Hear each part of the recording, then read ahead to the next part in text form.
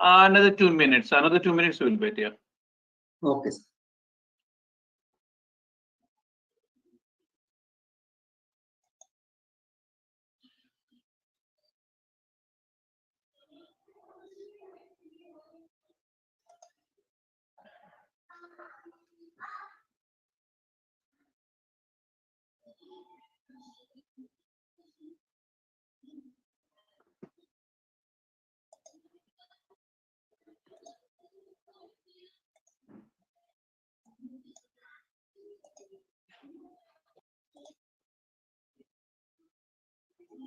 You can give me, the screen sharing, this thing. Yes, sir. We'll give you.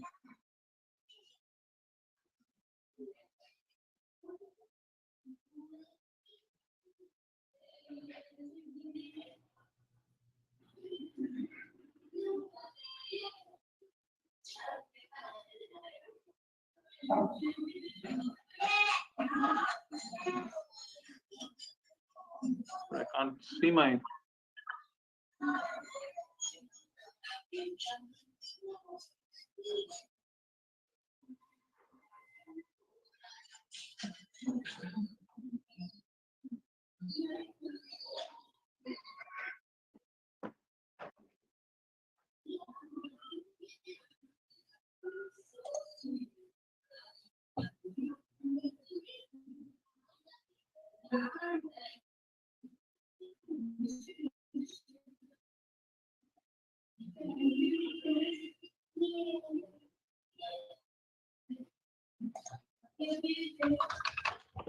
Prabhat, it shows the organizer is experiencing technical difficulties. Unless the organizer rejoins, the meeting will end in 60 minutes. Prabhat? Okay, I'll take care of this, sir. Yeah.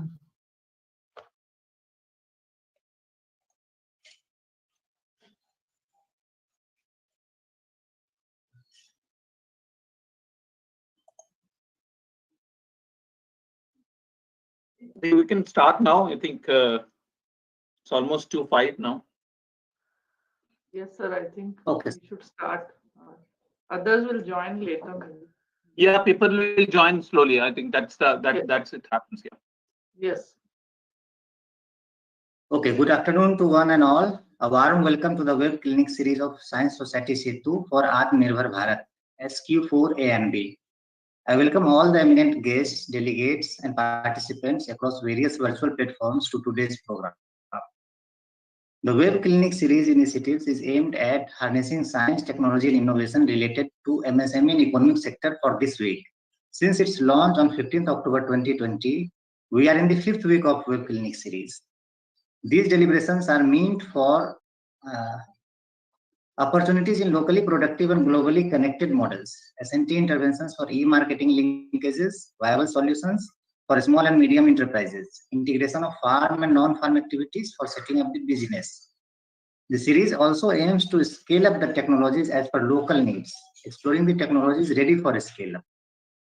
The Web Clinic series is being hosted and implemented at India Science and Technology Innovation Portal. The portal is centralized and a one-stop repository system for systemic and scientific research activities.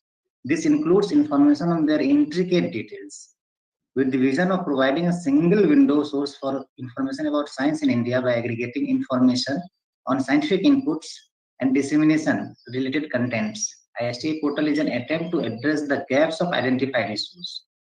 The web clinic is being relayed on Vigyan Prasar YouTube channel, ISTA and ISTA Facebook channel. So, well, let us tune into the web clinic.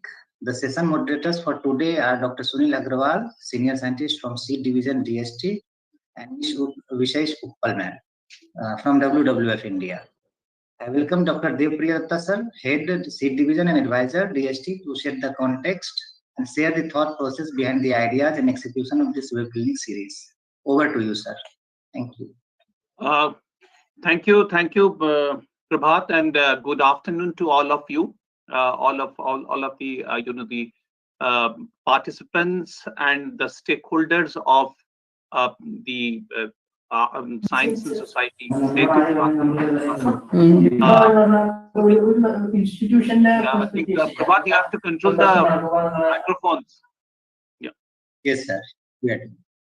And also I request all the the participants here, please keep your microphone off, otherwise it interferes with the person who is speaking. Though I see in most of the the participants here, they are with us over these 5 weeks, but I see some new participants. For them, quickly I will introduce this this web clinic, the Science Society Setu for Atma Nirbhar Bharat. But the name web clinic, as you see here, why we are talking it a web clinic, because during this post pandemic, the world, the world has become virtual. There are many web meeting is going on, which mostly is in one way, the communications. But here we want to make this communications as you see here, is a cross bridge collaborations. And like why we are organizing it, like I will share the people who are not were not with us over these weeks to them. As you know that the government of India, especially during this post-COVID the situation, has announced that the Atma Nirbhar Bharat program, and there is an 20,000 crore rupees has been announced for this physical infrastructure. But if you see in that those physical infrastructures or the announcement, there is a huge the opportunities for the knowledge infrastructure community, because the physical infrastructure cannot work unless the knowledge infrastructure gets developed similarly in the country. And while looking into this, developing this knowledge infrastructure, there is certain we observe certain significant systemic gaps which all of us struggle at our end as a stakeholders. The S&T absorption capacity of the community, the voluntary organizations or like who works as basic the Setu, their the continuous technological knowledge operations, and the startups who are there, that their role in the social development, and the orientations of the knowledge organizations in our country towards the local our problem in solving.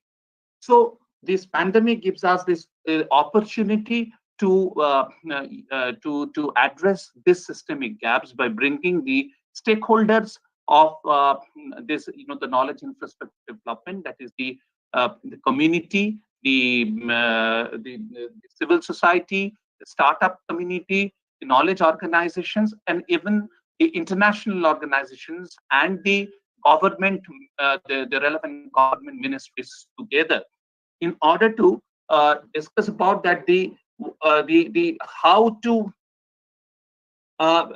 basically the address the central these two part of the Atma Nirbhar Bharat, that is the technology system, the driven systems, and the social infrastructures. So with these objectives of harnessing the science and technology in innovations for a better quality of life, especially and inclusiveness for the socio-economic welfare, well-being, especially in this post the pandemic the situations, and strengthening the S&T capacity of the NGOs. So these are the objectives with which we have started this the cross-bridge collaborations web clinic, and we are aligning them with the pillars, the 5 pillars of Atma Nirbhar Bharat, that is the agriculture and allied sector, MSME and the economy, social infrastructure sectors, and the cross-sectoral sectors. And this over the 8 weeks, 2 days a week, we are discussing. And the first, the first day of this web clinic, here the knowledge organizations are talking to the NGOs and the startups and also the communities about the technology which are available, which can be taken on the field. And the second day, like today is the second day of the 5th week, which is socially relevant STI, like the civil society, that's the NGOs and the communities. the startups who are working in the social development space, they are talking to the knowledge organizations for the probable collaborations, and so it is a socially relevant STI what we're talking. So what we find over these 5 weeks, we have found like in a lot of the new ways of working and the new collaborations has emerged. We found that there is a need till now we have done that the lab to land, that there is a need to land to lab program for knowledge co-creations with the community and the scientists, because the communities, the innovativeness is the well field tested, the innovations which can be improved along with the collaboration with the scientists. There is a program required for the locally produced technologies to be improved by the knowledge organizations, because the locally, there's science technology enable non-governmental organizations that develop locally produced technologies which can be improved in its efficiency through the knowledge organization collaborations. There is a requirement of the firm productivity and environmental performance optimizations, because generally to pursue the development, we forget about the environmental performance, and we miss one of the important axes of the sustainable development. And we must create the the sustainable development examples at the field level, because the real action takes place there. It emanated the suggestions of a one-stop technology marts, from where we have a lot of technology available at the different levels. They can be made available to the non-governmental organizations and the small companies and the startups. There is a need of appropriate technologies, not necessarily the low-cost technology in the diverse livelihood sectors. Till now in the country, we have like a lot of the agroclimatic zonations. I think the time has come that where we must also recognize that our livelihood, the system, the classifications in different areas, and work towards that. There is an opportunity in contract research along with the agriculture universities of a very interesting program called E-Yantra from the IIT Mumbai, like where the students are using robotics for the improvement in the agriculture. And there is a lot of interest shown by our core support groups, NGO network.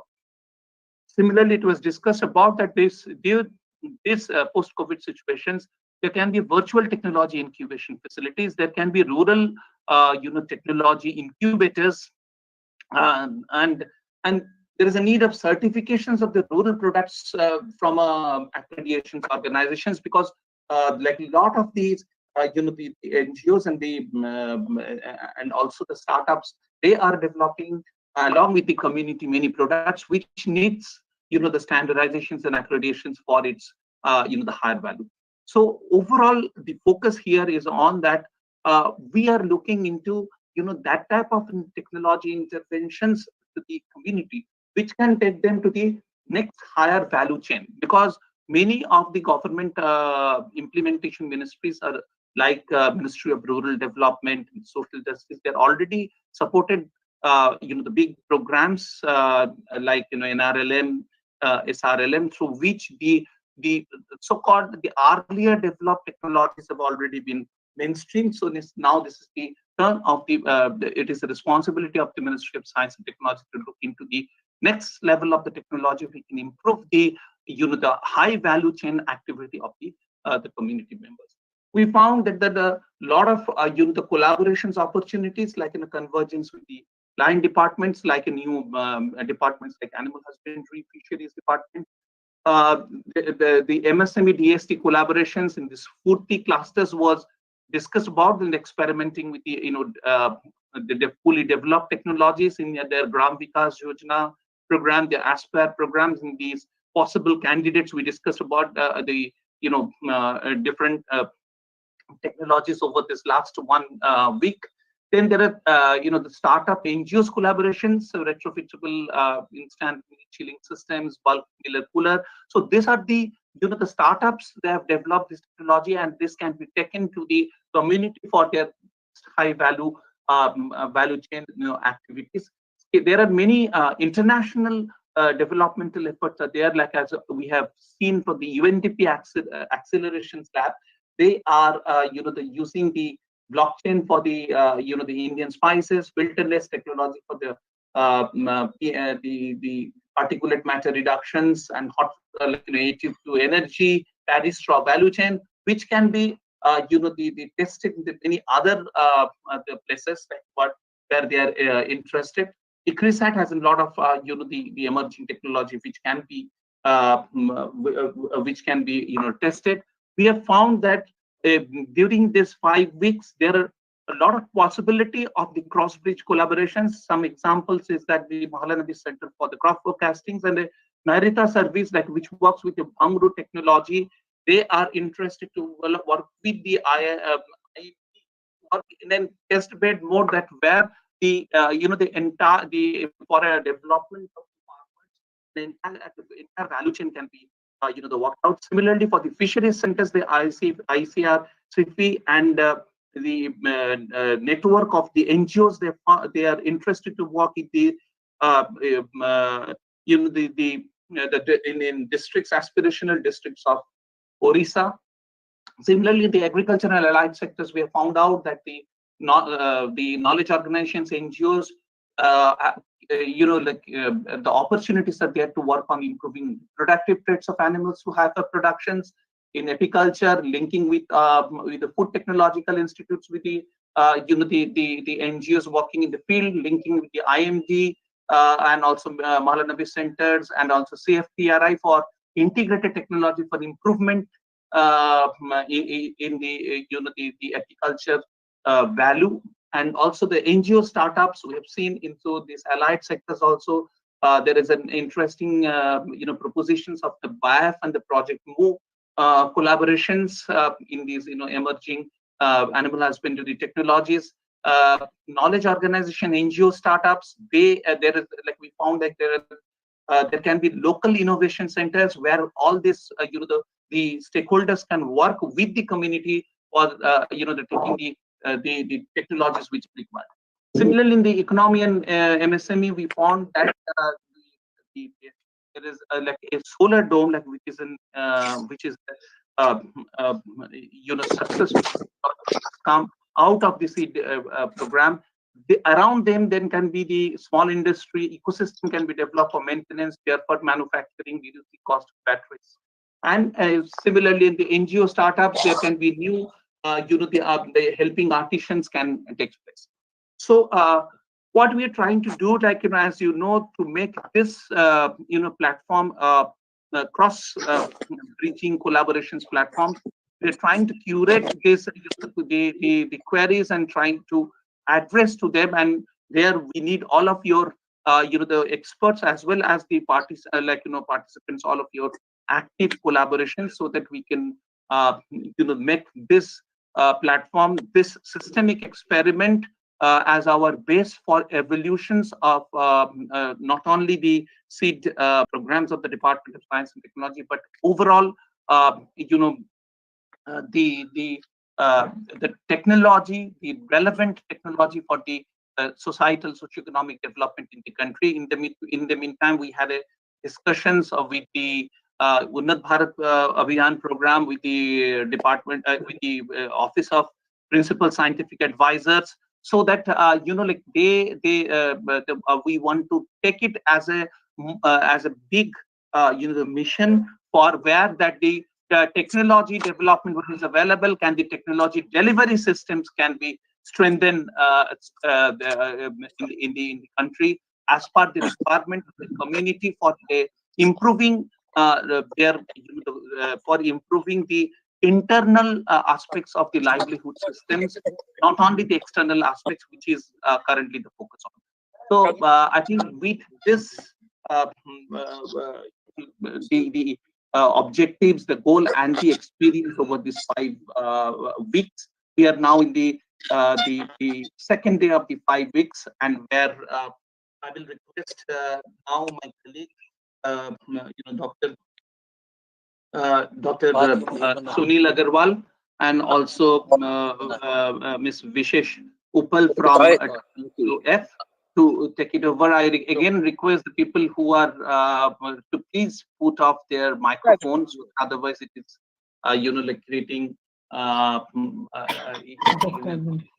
obstacle like in so with this, the context settings, I request my colleague Dr. Sunil Agarwal and Ms. Vishesh Uppal take it over. Vishesh, you here. Thank you. Thank you, Dr. Datta, and thank you for explaining what the Web clinics are about and how they actually are going to really help everyone. I welcome, good afternoon, everyone. I welcome everyone for this session. I think this is really a very key session, especially for all the local groups and NGOs who have joined us today. I can see very familiar names. Most of them are our partners also. And I think, this session is very relevant, as Dr. Datta has mentioned, because it will inform us about what all is available and also, enable you all to ask questions and raise issues which you all face on the ground. I think with that, just a very a big thanks from my side for all up, especially our people in protected area partners who've also joined us today. This session actually has now 3 key expert speakers. So I would request all speakers to keep to your time from 12 to 15 minutes so that if we can take maybe 2 or 3 burning questions if needed at the end. Otherwise, we always have that open discussion section in the end. So without delaying further, I would now request Dr. D. Raghunandan from CTV Delhi. His talk is on appropriate technologies and rural enterprises, importance in post-COVID scenario. Over to you, Raghu. Thanks. Thank you, Vishesh. Is my presentation there with you to share, or how do I? Yeah, the presentation will be shared from DSP side. Just a minute. Yeah.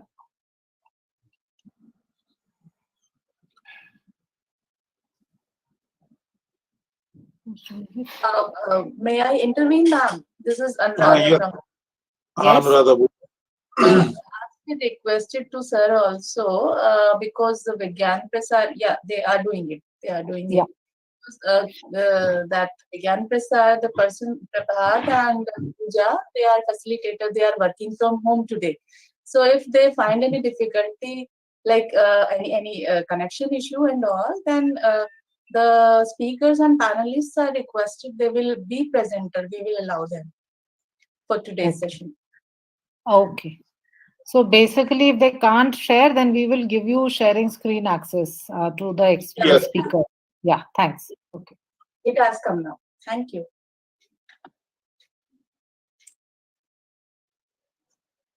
Raghu, can you see your presentation? Yeah, I can see it. Okay, please start. Thanks. So is that on full screen now for the others, for the participants? Is my PPT on a full screen? Hello? Yeah. Sorry, it's on full screen, is it? Yes, Raghu, carry on. Okay, so let me start. So very briefly, we are the Center for Technology and Development. We work primarily in the Dehradun district of Uttarakhand and in 3 neighboring districts. That's most of our work in the field. And where technology models and enterprise models that we have developed are successful, we work in partnership with NGOs and state governments and development agencies in about 25 states of the country. So I'll be sharing some of our experiences with you today. Next, please. Should I do that myself or what? Okay. Yeah. So I'm not able to get. Yeah. Okay. Thank you. So before I start, I just wanted to say that quite often we seem to think that technologies are sort of standalone instruments for intervention. So I just wanted to say that in our perspective and what we believe is to be true, the technologies form part of an ecosystem which includes the science and technology component or indigenous technologies, which also includes the ecology and local resources that are there. But the technology also has to go along with organizational systems and with enterprises in order to be effective. And of course, they must operate within the real economy, taking into account existing and potential markets where we go, to ensure that our interventions of today don't become irrelevant tomorrow when market scenarios change. Next, please. Yeah, so very briefly, why we have positioned this in terms of our presentation today and in this web clinic is, we have long believed that given our high rural population, most of which is poor, declining jobs in the agricultural sector and few jobs in rural areas, leading to migration. And we have seen, particularly in the COVID scenario, when migrant workers have returned to the rural areas, this has cruelly exposed the problem, which is that there are no jobs in rural areas. And even if schemes like rural employment guarantee schemes, etc., are implemented for their benefit, it's inadequate even to cater to the normally resident population, leave alone the returning migrants. So in this scenario, clearly, the need is for sustainable livelihoods or incomes in the rural non-farm sector, and our emphasis is on the rural non-farm manufacturing sector, where we believe potential lies. The service sector is looking after itself, but there are interventions that can be made there also. 2 points I want to emphasize on this. One is, if we are to look at rural non-farm sector, we are talking about enterprises based on local resources, either mineral, plant, etc., and to set up value-added supply chains, not just supply chains, taking raw materials from rural areas to industries, but adding value to them before they go. And you'll see in our presentation how much emphasis we placed on that. And this will then result in value addition, which adds to the local economy, to jobs, and to income enhancement. Next, please. So very briefly, we work in collaboration with science and technology institutions, research labs, universities to co-develop technologies based on specifications arising from the field. So we don't encounter a lab to land issue of having developed a technology and then figuring out whether it fits into the local conditions or not. And similarly, for dissemination, we work with financial institutions, development departments, etc. And we've set up more than 250 odd sustainable rural enterprises in different parts of the country. I just want to draw your attention to that map there, to this diagram there. And this is a theme which we will be following through the technologies that I will show. Most of our technologies are embodied in a enterprise model, which is a hub and spoke model. You have what you see in that red circle there, the hub, which I call the mother unit, if you like, surrounded by spokes with leading to what I call satellite units. That is, they work on cluster of villages basis, semi-process the product, doing some value addition as close to the source of raw material as possible, and feed the mother unit, which makes finished products for the market. And you will see the benefits of this as I proceed. Next, please.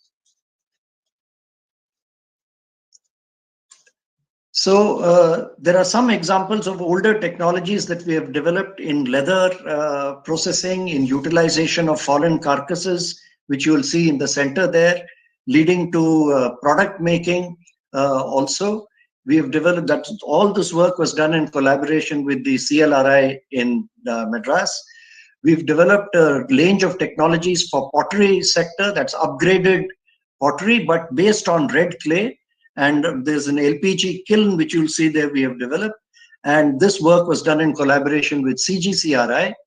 And blacksmithy, we have collaborated with the National Metallurgical laboratory to co-develop the technologies and enterprise models for these. Now I'll come to some of the more recent work that we have done. Next, please. Yeah, so I'll start with the work that we have done in fruit and vegetable processing. We have an active unit working in Dehradun district in Sahespur, which is the block headquarter there, where we are networking with a large number of feeder satellite units who are semi-processing in terms of pulp of temperate fruit or cut and diced vegetables like raw mango for pickles, etc. The mother unit is a multi-product unit, works throughout the year, makes finished products. These are FSSAI licensed and compliant units. We have our own brand called Farmers, and you'll see the labels there of the multiple products. We are also adopted the biomass dryer developed by Tide, who I see is also present here, one of our core support group partners, which we are using on a variety of applications, including for dehydration of herbs like chamomile, etc. This is a network of roughly about 150 small farmers or growers. But if you take into account all the satellite units, the numbers will be much larger. And the costs I've shown there, we are roughly looking at 200 to 250 beneficiaries in this. Satellite units costing about 2 to 3 lakhs and mother units about 15 lakhs or so, which suit for FPOs, Federation of Self-Help Groups, etc. Next, please. Yeah, an extension of this is work that we have done in value-added Mahua products, which is a technology we developed through a small project extended to us by the Office of the Principal Scientific Advisor. Mahua, as you know, degrades very rapidly. So any technology which is based on raw Mahua runs into critical problems because of the rapid degradation. So we've developed a technology to quickly dehydrate the Mahua flowers, and you'll see on the right there dehydrated Mahua, which through our technology has got a shelf life almost of 12 months, which will last till the next year. This itself directly obviates what the tribals or forest dwellers do, which is they sell the Mahua during season to middlemen from whom they have to buy it back or 4 to 5 times the cost. And then these are dehydrated in satellite units, brought together to a mother unit where the finished products are made. We have recently, in the last 2 years, transferred this for a district level program of utilization of Mahua products in the Rajnandgaon district to the forest department there.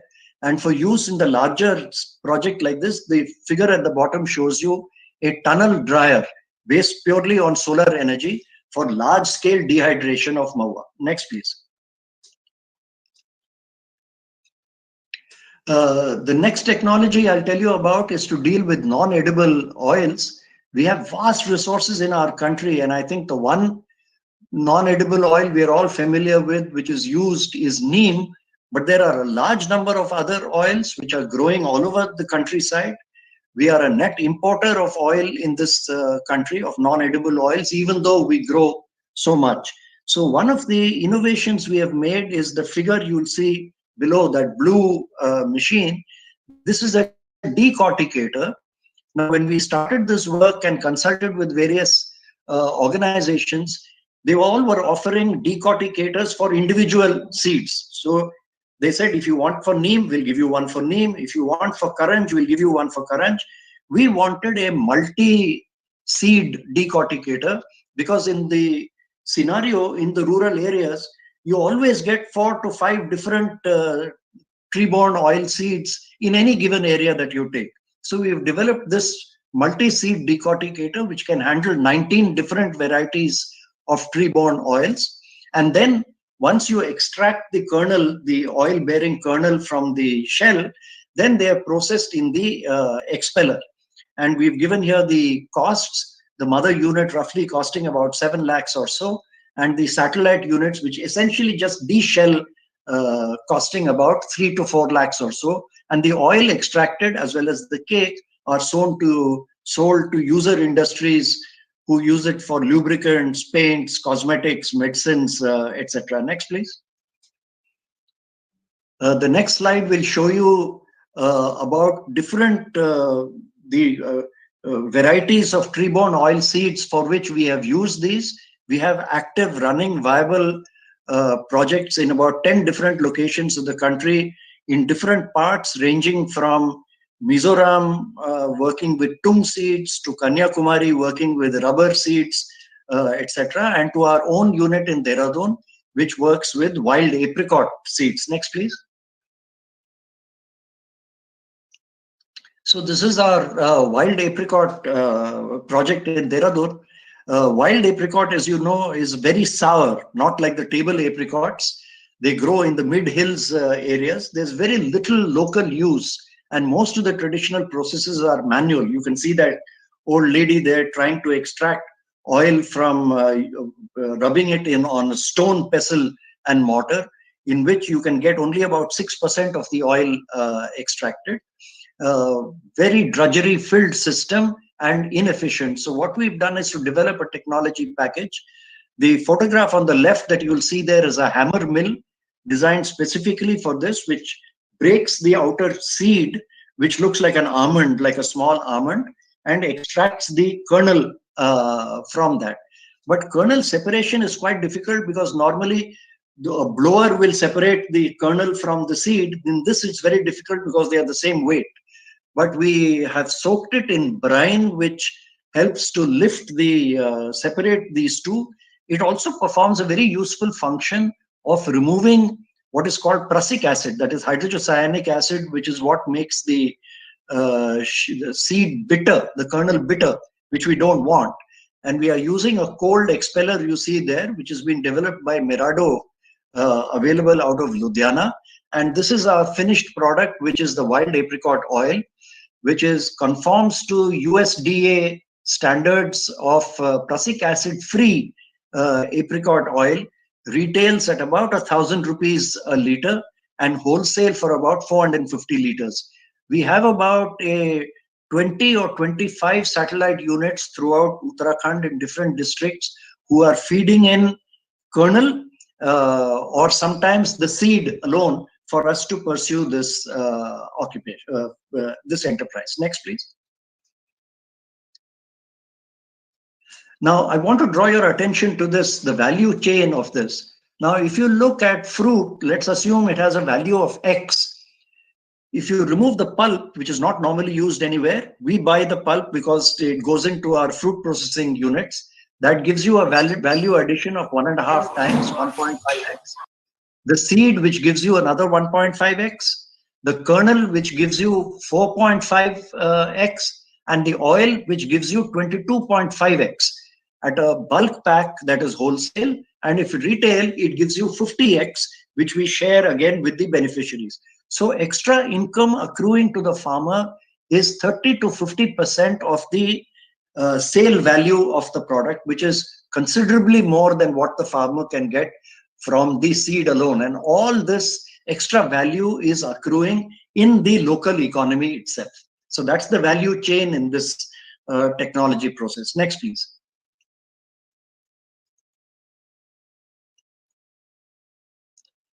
Another interesting technology here is the energy efficient Jaggery furnace, developed again through DST project, and with its extension being promoted through the UNDP Global Environment Facilities Small Grants project.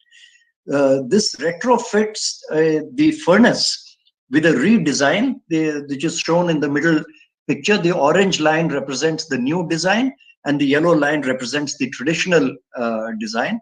This retrofitting costs about 50,000 rupees, but it results in saving of 22% of the fuel, which is a bagasse left over after crushing the sugar cane that is used. This saved bagasse is sold by the Jaggery unit owner, from which he earns an additional 1 lakh rupees per annum. So he recovers this in one season itself, the initial cost. And we then had to develop subsequent versions because we found farmers were burning leaves or sugarcane trash. they were burning other stuff. So we have got different versions of that now available. And through the UNDP project, we have now started dissemination, mainly in Western UP and the surrounding areas where, which is the sugarcane growing clusters. Very interesting, saves energy and saves carbon dioxide as well, the details of which I will not go into here. Next, please. The next technology I'll focus on is value-added millets products. Now, Uttarakhand is one of the major millet-producing countries. We need value-added products because demand for millets is not rising. Farmers are therefore getting discouraged from growing it. But if value-added products are made, which are gaining market acceptability in the urban markets in particular, that is a way of promoting the backward linkage with farmers. And the value-added products we are making are cookies, rusks, breakfast cereals, salted snacks, etc. The starting point of this, you can see here, is a machine which is for de-hulling the millets. This is developed by the Tamil Nadu Agricultural University along with Central Institute of Agricultural Engineering, with some slight tweaking of that to convert it to a multi-seed unit. This forms the basis of a satellite unit where the de-hulling process is done. A small chakki or a grinder will convert that to flour, which can be either sold directly by the satellite units or supplied to the mother unit for preparation of the value-added products. You'll see at the bottom the labels that we have got. These are also all FSSAI certified units using at least 50% by weight of millets. This technology has been recognized in the Millennium Awards, and the Indian Institute of Millet Research in Hyderabad has encouraged us to set up a technology incubator cum startup. And this technology is also now being shared with Ethiopia under a FICCI DST joint program. Next, please. Yeah, this is again the value chain showing how much value. Again, you can see here that about 40 to 50% of the value added is being generated at the grassroots itself. The rest is in the marketing chain at wholesale and retail. Next, please. Yeah, the other technology I want to share with you is based on saponin bearing plant extracts. Mainly on Rita, for example, which in our country you will find it even being exported in raw form because eco-sensitive consumers in Europe and in the US use this Rita, put it into their washing machine to have biodegradable and rather than using detergents, chemical detergents. So what we did was, why export this raw material from the villages? So we've developed the system to prepare aqueous extracts, which we then stabilize. Again, it will have a shelf life of 9 months or so, carrying forward to the next season. And then we've prepared protocols to make a range of all natural, that is without any inorganic chemical additives to it, which are fully biodegradable. And you will see here, we have developed a shampoo, hand wash, laundry wash, dishwash, all of which again conform to US FDA standard, which is above 95% natural. Ours is actually close to 100% because we use all eco-certified products. The one difference in this product is that these are high-end products.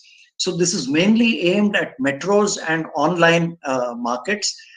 We are currently starting the commercial operations of this because they are waiting for some licensing processes involved. But this has also been recognized by the Women's Entrepreneurship and Empowerment Scheme, again jointly funded and sponsored by DST and FICCI. Next, please. Yeah, and once again, the value chain here will show you from the seed, you de-seed it. That gives you a 5 times value addition. The extract, once it is prepared, which is an intermediate, gives you 10 times value addition, and then the final retail in bulk packs or in retail gives you 20 to 40 times value addition. I want to emphasize this because all this value addition means you're adding value in the local economy, generating incomes for beneficiaries in the rural economy, and creating skills and a base for new rural enterprises and industries in the rural areas. So the technologies I have developed now show how groups like ours, which is a core support group with qualified and experienced scientific and technological personnel, can cater to and develop value addition based on local needs, local markets, and to the extent possible, local skills, which can be upgraded, modified, etc., to suit the new technologies, which are developed either by us giving specification and jointly working with S&T institutions, or seeking their help in fine-tuning the technologies that we have developed. But these technologies remain under, shall we call it, the control of the local community, and therefore answers to its needs stems from their needs, so that we don't have to ask the question, can we then match the technology with the needs of the community? So this is the presentation I have made, and I think we have addressed some of the major issues which this web clinic has been addressing since the beginning. The last point I want to make is about emerging technologies, and that is, we have looked at several technologies in terms of IT decision-making tools to digital sensors, which we are using in several of our processing technologies. And now we are actively looking at biotechnology, enzymatic or bacterial processing techniques used in many of these processes, which currently we are using mechanical processes for, provided the costs are not high. And we are looking at this to see that cost will not be high, and we are optimistic about the utilization, particularly of enzymatic and bacterial processes for many of the processes that we have seen today. I'll stop there. Thank you very much, and I hope I have been within the time limit. Thank you. Thanks, Raghu. Sorry for rushing you up a bit. Not at all. Not at all. So Raghu, there's just important, I think, a pertinent question from Dr. Datta. Maybe you'd just like to answer it quickly before we move on to our next speaker. He is asking whether value diversification to small-scale mineral extraction and processing at local level is feasible. So that's his question. So whether whatever you've suggested at a very local level, whether that is feasible. Mineral. Yeah, he's saying small-scale mineral extraction and processing at a local level. Yeah. Well, the mineral extraction depends on the licensing authorities as to what we can extract. So far we have worked with utilization of potter's clay, which we are utilizing, river sand, which is used in silt in construction technologies, but then contracts for the mining actually goes to a contractor, not to the NGO like us. We can only buy that.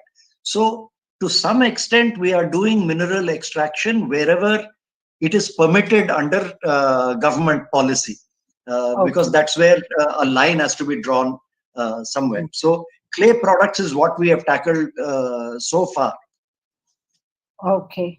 I think there's another question, but we can park it for the maybe the session after all the speakers finish. So now I would request Mr. Prakash Mishra from Agni. His topic is today's innovation positioning for non-farm livelihoods.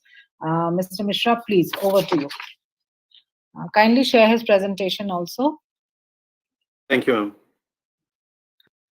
So, is the presentation is visible to everyone? Yes, sir. Please go ahead. Okay. Thank you, ma'am. Good afternoon, everyone. I'm Prakash Mishra, and currently I work with Agni team. At Agni, I lead agriculture, rural livelihood, and animal husbandry sectors. So, may I request to move for the next slide?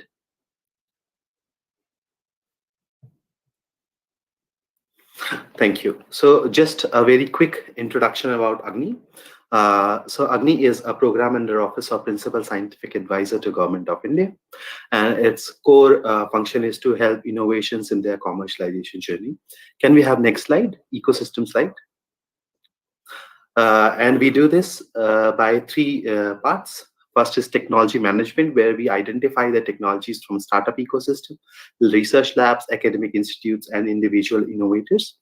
And with tech scaling, where we connect these innovators to the accelerators, incubators, investors, financial institutions, and MSMEs, depending on the innovators ask. And then finally, we help them in tech adoption, where we connect them to the global corporations, large Indian companies, government department, ministries, development organizations, and grown-up startups. So with this brief introduction about Agni, now I'll move to my topic of today is innovation positioning for non-farm livelihoods. So just a brief introduction about how the slide flow will work. This slide is totally organized in the design thinking process. So when we were given the task of understanding the sector and how can we facilitate commercialization in non-farm livelihood sector, this we started understanding the sector. Can we move to the next slide? Thank you. So as you can see in this picture, this is a clearly design thinking format. Hello. Yeah. This is clearly the design thinking format where there are two different stakeholders, and this is called as empathy map, where we spoke to various innovators and various adopters for understanding. And this is two persona from the innovator and the adopter perspective. So on the one side, we saw the innovator. Let's say there's an innovator who is 27 years old, a CEO as ABC, the startup, and he's currently running a rural livelihood centric startup. So what he thinks is innovation is very brilliant and it's solving the pain point of the customer, and it is one of the potential for next generation to become a very prominent startup and then become a very good organization like Google. And what he speaks on the ground is innovation is ahead of time. Obviously, most of the time innovations are ahead, so people adapt these innovation and then they proceed accordingly. Then he says there is lack of funding opportunities in the system. He also talks about this innovation ecosystem is very complex, so because everybody is working on different things, so to tackle the right audience is very difficult. And then there is a lack of ease of entrepreneurship opportunities in the ecosystem. And what he does, if we see, is he complains about the complexity in the system. He complains about customers are not open. And he also complains about there's a lack of investor opportunities, and then there's a lack of pilot opportunities. And if he's because since it's an empathy map, it was really important for us to understand what he feels underneath. So most of the time innovators get overconfident without realizing the fact that they might not capturing the problem which actually end users want to solve. And then when he is not able to connect with his audience, then he feels unheard and frustrated. So what he desires here is mass engagement with the users, more funding opportunities, and also scaling of his business and product orders. Similarly, if we see in the adopters perspective, because here adopter we are talking about a rural livelihood perspective, then we chose one persona where the end user is 35 years old, single mother, 3 kids, and lives in the tier 3 cities of Uttar Pradesh. What she thinks is a possibility of a better income source for the family, access to the better quality of life, or starting a new business opportunity so she can generate more income opportunities. What she speaks is her fear of starting a new business, having a shelter for family, of course, and what is the possible earning source, and also for a better education for her children. Simultaneously, what she does is she takes care of her children and the parents.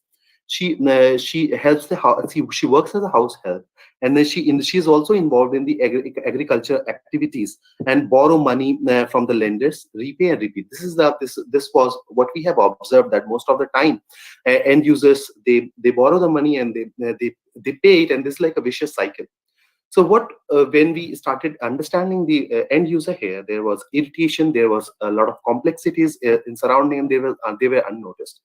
So what the desires was two things, a new source of income and better standard of living. So moving to the next slide, please. Then we started understanding what are the risks associated in this sector. So we identified 4 different risks. The one was adoption risk, where there was, as you can see earlier in my last slide, there was a clear disparity between the background of innovators and end users. There was a requirement of geography-specific centric innovations. Then in terms of technology risk, early adopters were very limited, and pilot opportunities are rare than the adoption of the pilot itself. After the pilot, finance risk, yes, despite measures to support financial inclusion, there are multiple micro-lending organizations are there, but farmers still still feel discrepancies in crop loans, loan waivers, agriculture insurance, and also there is very limited awareness about these among the people. Then, in terms of FPOs and FPCs, they often fund the pilot. They are willing to fund the pilot, but because there is a very limited finance, they also get skeptical about if they should invest in these such kind of technologies or not, because given that it's a very new technology. The 4th is market risk. It is the challenge of scale. Of course, there is a very geography and needs, because our country is very vast. And then there's we automatically understood that there is no formalized channels for organic exchange of the information.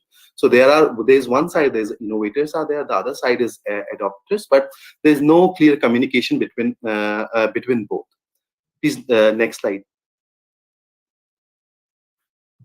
Thank you. So as we proceed in design thinking, the most important part is prototyping, to understand what should we do to solve this problem. So as Agni, when we explored a different kind of models, and thank you. So here we identified 5 intentions. One was impact, second was relevance, third was expansion, 4th was efficiency, and 5th was relationship management. For that, we wanted to target impact at scale, so that technologies can reach the wider people, mass audiences, and also it can empower the bottom of pyramid directly, so that they can get aware about what kind of solutions are available with the labs or with the startup ecosystem. What is the relevance is problem statements from the adopters. What the adopters are saying, and what the problem they want to solve, and also ensuring the grassroots connect, so that the solution is actually specific to the grassroots problems. Third is expansion, so that the target will be very, they are networked, so that we can target to them. Efficiency, the bottom to top approach, which means the user-centric approach, and which follows the reduced reaction of time. And finally, relationship management, for establishing the robust channels, so that the dissemination of technology is possible.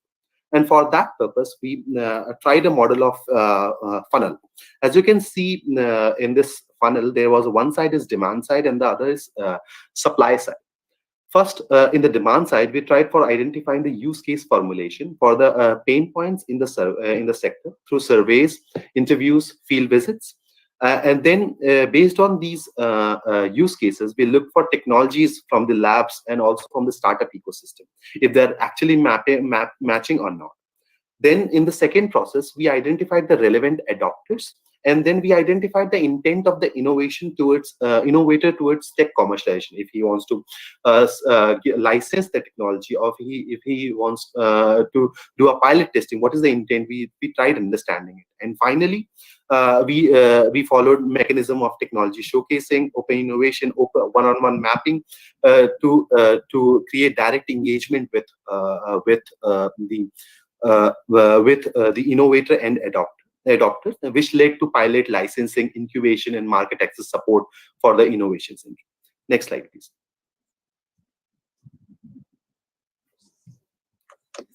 Thank you. So after this, I'm going to talk about 3 different case studies. These case studies are associated with different stakeholders where we have worked in the past. And these are some pictures where we organize digital technology showcases.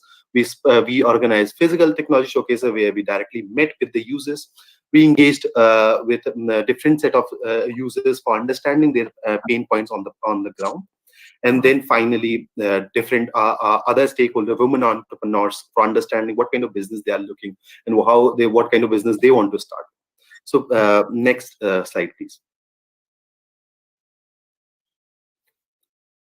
Thank you. In this slide, this is the case study about RUTAG, IIT Roorkee, and Jaipur Rugs Engagement. We have received a request where Jaipur Rugs wanted to reduce drudgery of the artisans, and they wanted to empower their artisans with for increasing their productivity and also reducing operational risk associated with technology adoption. So that was our end state. And from this engagement, the outcome was direct engagement between the innovator and adopter. So IIT Roorkee, RUTAG IIT Roorkee, and Jaipur Rugs, and then faster adoption of the incremental innovation. Because we together with the help of Dr. Ketki Bapat ma'am, we identified that what could be the potential solution and for the problem Jaipur Rugs were facing. And then we identified that one solution called Bageshwari Charka, though it's an incremental innovation, but it was actually solving the problem. So once for that, we followed the mechanism that we organized a visit of their corporate team to the lab. They went and they checked the product. Once they checked, they gave some feedback what could be a possible user requirement for that. And lab quickly iterated the solution, and then which created a paid pilot opportunity for the technology. And it was a very user-centric approach because lab iterated it accordingly, and they followed they understood what the user is looking for, and then they created this prototype accordingly. Then this enabled a feedback mechanism or also a meeting CSR goals, because right now CSR also focuses on the science and technology interventions, investment. So this was also a CSR goal for meeting the CSR goal for the organizations. And then it obviously reduced the drudgery of the artisans. And the feedback we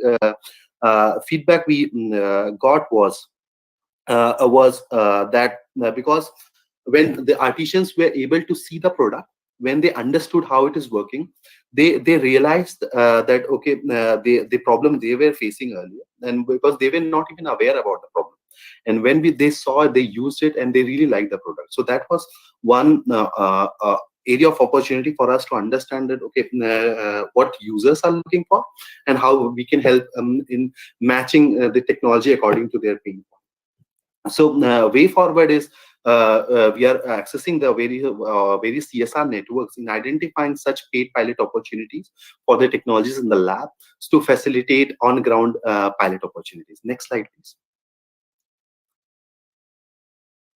Second is Csc Engagement. Of course, we have Mr. Rishikesh also in the panel. So with Csc, we are already engaging on various activities, and one of the engagement is where we are engaging with the 800 digital village of the Csc. Csc has 4.5 lakh centers, and so we thought that why don't we understand what are the VLEs are looking for and how can we empower them with technologies. So here we did a survey for understanding what the village level entrepreneurs are looking for and how can we help them with the technologies from the labs as well as from the startup ecosystem.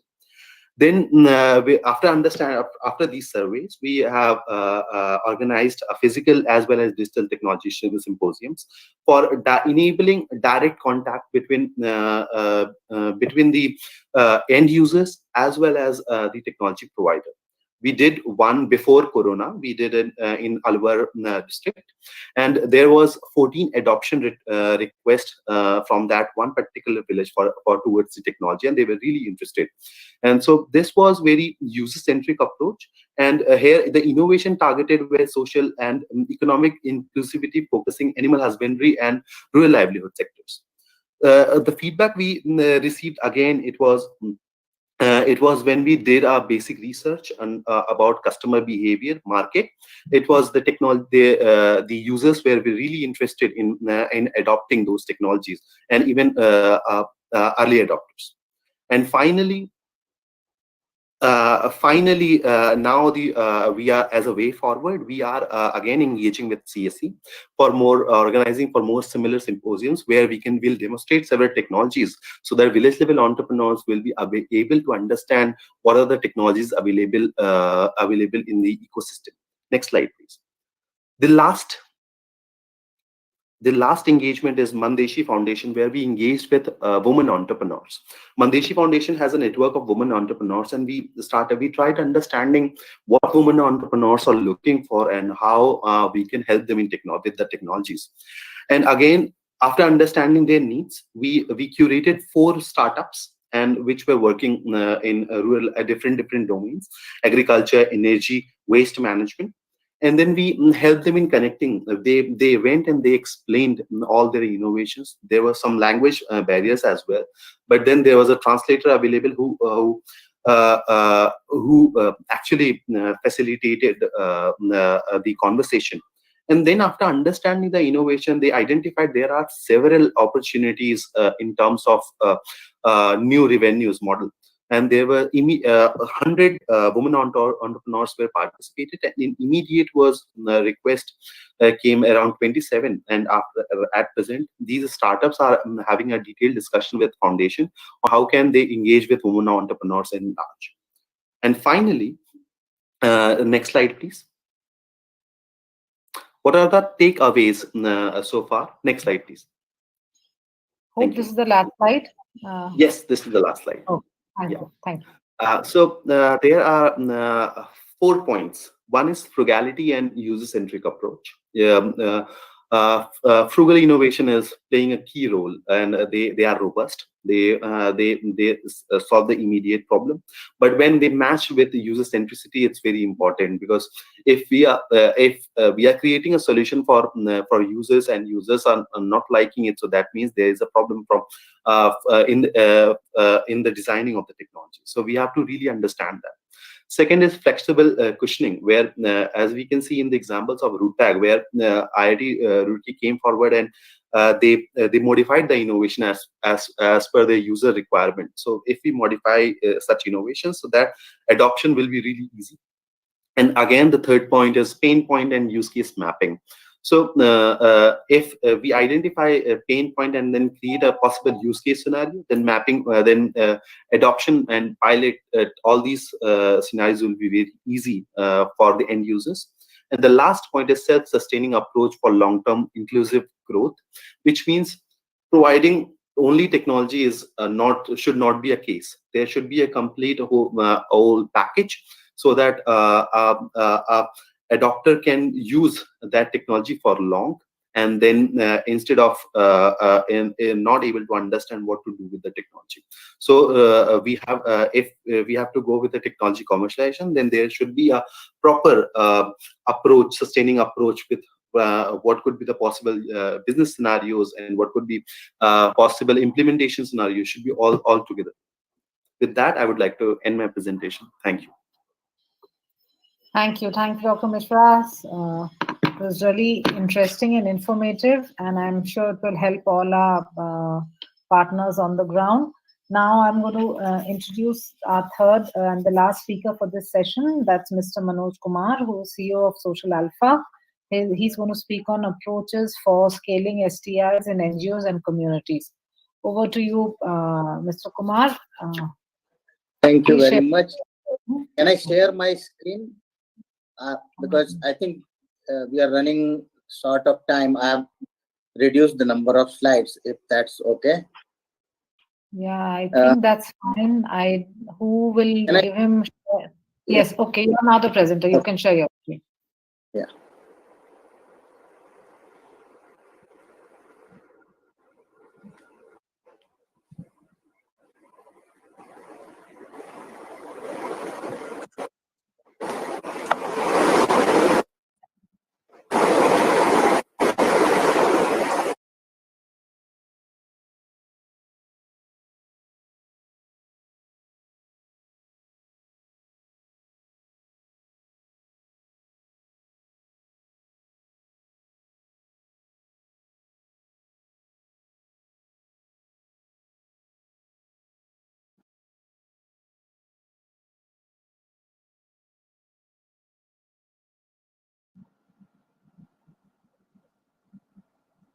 Mr. Kumar, are you there?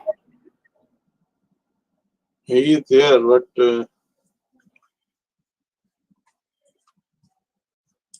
Mr. Kumar, can you share your screen and present? Oh, we can't hear him. Hello. Yes, Mr. Kumar. Yeah. Now we can hear you. Can you see No. my screen? No. No, we can't. We could see it earlier, but now we can't. Just a minute. Otherwise, you can tell that person to skip the Okay. slide if that's Okay, better. I think that's better. Is that okay? So Yeah, please share his presentation. Mr. Kumar will tell you which slide can be skipped. I think that'll just save us time. Yeah. Thank you. Thank you very much, and good afternoon, everyone. Thank you for inviting me to this conference. I will try to be as brief and concise as possible. So let me quickly introduce Social Alpha to you, especially to people who do not know about it. At Social Alpha, we search for innovators and entrepreneurs and help them build their startups. And we operate through a network of incubators, accelerator programs, and funding mechanism. So it's a multi-stage incubation cum investment platform that we have created, and we work with our entrepreneurs for a significantly long period of time. Can we go to the next slide? Slide after that, please. Yeah, the next slide. Yeah. So we work in partnership with private sector, government, and philanthropy. Our focus is on innovations, science and technology innovations that create social, economic, environmental impact with financial sustainability and scale.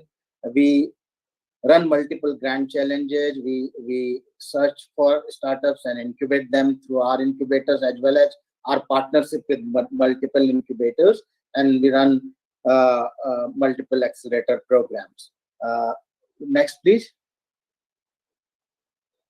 As of today, we work in 7 sectors: agri-tech, med-tech, clean-tech, civic-tech, assistive tech, ed-tech, and we are getting into the consumer tech space, which is more focused on sustainable consumption. Next, please. And this is how the whole model works in Social Alpha. We integrate ourselves with the larger innovation ecosystem in the country, and then our incubation model is basically split between technology incubation that is done through our innovation labs, and business incubation that's more virtual. We also run a program called Entrepreneur in Residence, where our in-house team of scientists and technologists work on problem statement, which we have curated in partnership with our community organizations. And as these organizations progress, we invest in them also.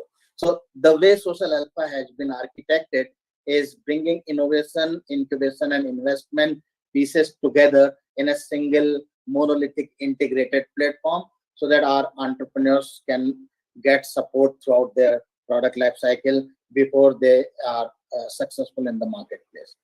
And next, please.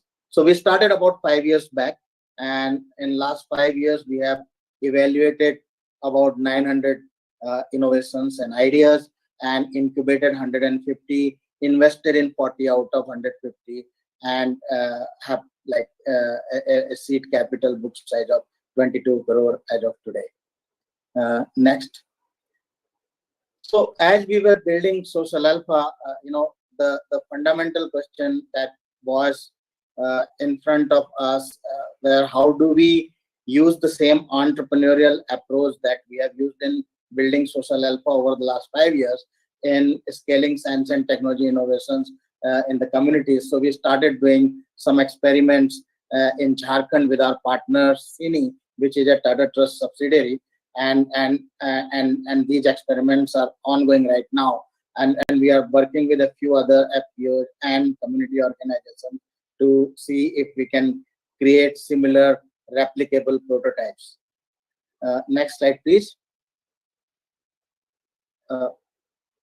So if a lot of people here are from community organizations, NGOs, and producer collectives.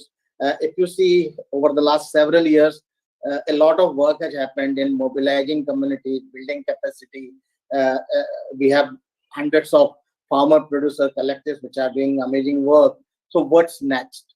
And we wanted to leverage the great work that most of the NGOs have done at the grassroots level for decades, and they have built not only structures but also very close connect with the community. So their understanding of problem at the ground is very, very large, and a large number of organizations that we interacted with, they work on primarily livelihood in intervention, but also education, health, etc.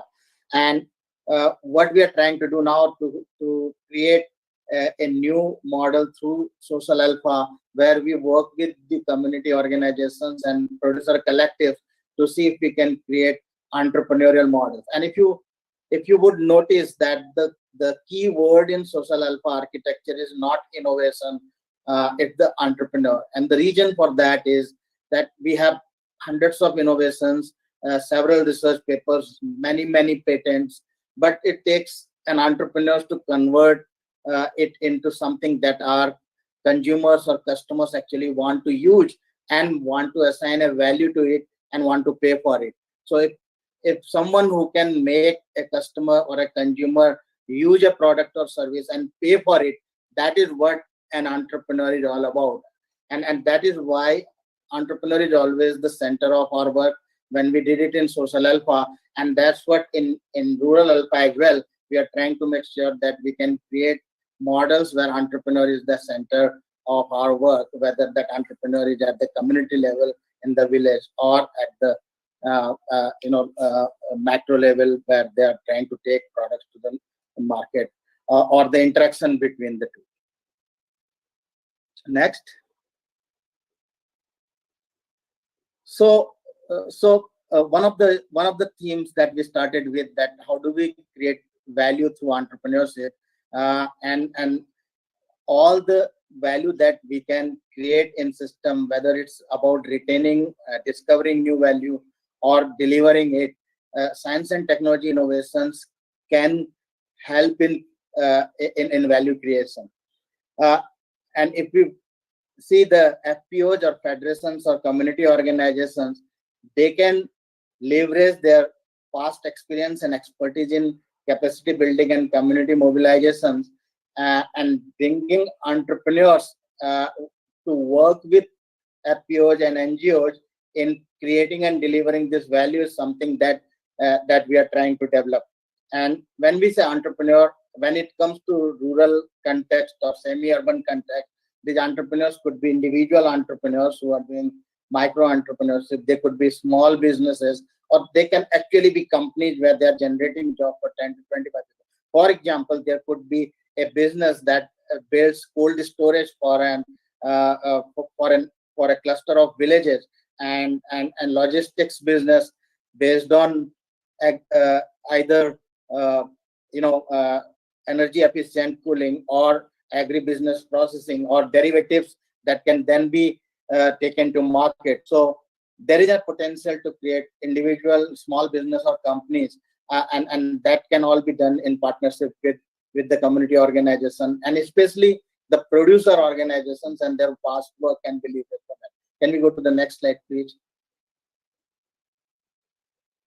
And in the whole architecture, what we are doing, the technology incubation and business incubation piece, we have developed this in Social Alpha, and we bring it and we work with our partners, and the partners actually work on capacity building, training, digitization and entrepreneurial coaching, as well as financial partners who bring in seed capital, grant, loans through MFIs and institutional credit.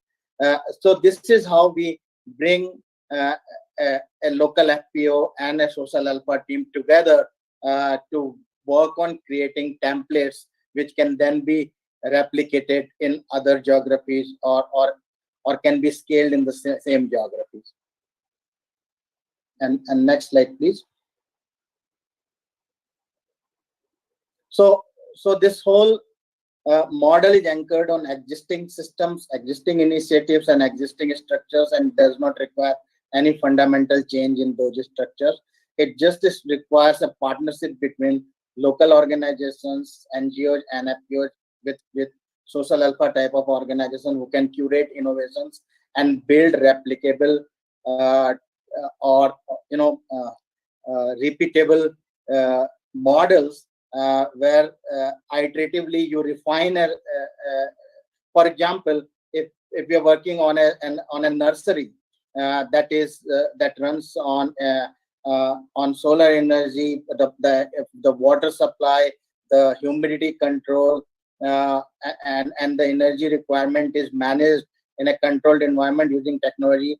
This can be developed as a commoditized template that can then be productized and implemented in other areas. The same thing could be done for any value chain initiative, also small scale cold storage businesses. So there are multiple templates. We are collecting and curating these templates, trying to link financial support through soft loans or grants, and then implement in particular geographies. Yes, next please. So I hope this is one of the last slides. This is the last slide. I'm trying to be as fast as possible. So the question that was given to me for this conference was, how do we create a scalable model? And then we always start with a prototype with few entrepreneurs working with NGOs, hand holding it, then doing the pilot, and pilot is actually the critical part of it. And that is where we know the local customization requirements. We iterate it into the solution, and then once it is templatized, then it can be replicated. And that's where you need financial inclusion. So a lot of financial engineering is required in terms of blended finance, or because high interest rates or lower repayment periods can derail very smart innovations out of it. So getting the right financial innovation coupled with the science and technology innovation and the right community organization handholding at the grassroots level, these are the three critical elements that put together make the Rural Alpha model successful. We have already worked with 7 FPOs, and there's a lot of learning that has been fed back into the Social Alpha model, and probably in next 12 to 18 months we will have few replicable templates available for larger communities. Yeah, thank you. I think with that, next slide is if anybody wants to connect with Social Alpha, in the next slide we have our website and our Twitter handle. You can always look at our website and see more about our companies and our portfolio companies. In fact, I think one of our portfolio companies is going to talk to you today later. Yeah. Thank you very much. Thank you, Mr. Kumar. I think we've overshot our timings a lot today. So we would jump into the next session. Just before that, there is just one question from Mr. Anis Mohammed. I would request any of our 3 experts, if you could address it in the chat itself, that we would really appreciate. Over to you, Dr. Agarwal. Thank you, Csc. And now we will be having a panel discussion for the today's session, and we have 5 panelists here. And earlier session was essentially on the systemic issues, which has been very well reflected by Dr. Raghunandan, Mr. Prakash Mishra, and Manoj ji from Social Alpha. So now we have in the panel discussion Development Alternative Group, which is a core support organizations, which will be followed by Reliance Foundation, and then next presentation about the digital technology applications, that is from CSC E-Governance Service India Private Limited, that is the special purpose vehicle of Ministry of Electronics and METI. And again, we have a presentation from NGO called Jaggery from Himachal Pradesh, Kullu. That is essentially on the natural products, how it is being converted in the enterprise involving women. And last presentation will be on flower recycling. This is a presentation from the budding startup from IIT Kanpur. So now I request Dr. Mehti from Development Alternative to share his work about the Development Alternative, which is on the eco-friendly and resource-efficient construction technology, because Development Alternative is mostly working on the energy and habitat sectors. So, Dr. Mehti, please. Thank you, Sunilji, and good afternoon to everybody. What I'm going to share with you is a couple of technologies that we have developed, which are inclusive. Inclusive means which can be produced within the system and doesn't cross the system boundaries, which are resource efficient, and of course, they are carbon neutral. Not carbon neutral, but low CO2 emissions. Next. So give you an idea of what is development alternatives is, we do prioritize scientific research based on evidence. Evidence means field-based evidence. So it is basically from what everybody is talking about, land to lab. And what we do is under technology development so that it is ready to be adopted. All the technologies that you will see here are use waste materials, and of course they produce they emit lower carbon. Over these kind of technologies that we have been able to touch the lives of more than 16 million people, and you can see the happy faces of people also.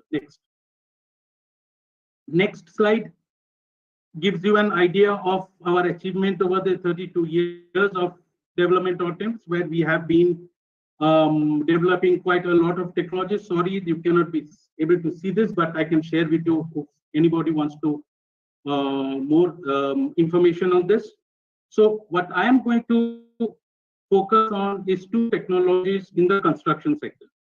Now, why I am focusing in the construction sector, and as a group, we are, because construction sector is one of the largest emitter of CO2, and it is also one of the largest job providers also. And with the kind of scenario that is coming up in the next couple of years or decades, we will not be left with any other option but to look at alternate sources of resources. Next slide. Next slide. Yeah, can you please make it a small, don't, yeah. So the rationale of your work is that in 1991, if you see that this is the kind of cities, or this is the kind of cities and towns that we had. The blue dots are the metro cities, and then it is there are other tier 1 and tier 2 cities, and then there are tier 3 cities also reduced by the other yellow dots. Next, within a period of 20 years, we are into this kind of a situation where there has been more metro cities and there has been more tier 2 cities, and the pink ones that you see, these are new or emerging kind of towns and areas that has been coming up. Next, and if you go towards within the next 10 years, next slide please. By 2031, this will be the situation of the country, where there will be quite a huge amount of cities and towns coming up. Now, if this is the kind of situation, then we will need high or very high amount of infrastructure materials, to build the houses, to build the infrastructure, to build the bridges. But with the kind of country that we have, where are those? And if you see the kind of materials that we have, these are finite. Within the next 40 years, the amount of limestone that we have, that is going to be over. So which does it mean that we are not going to produce cement or we are not going to build houses? The kind of sand, we are already facing issues of sand, we are already facing issues of soil. So the solution, what can it be next? But we have to grow, we have to migrate, people need jobs.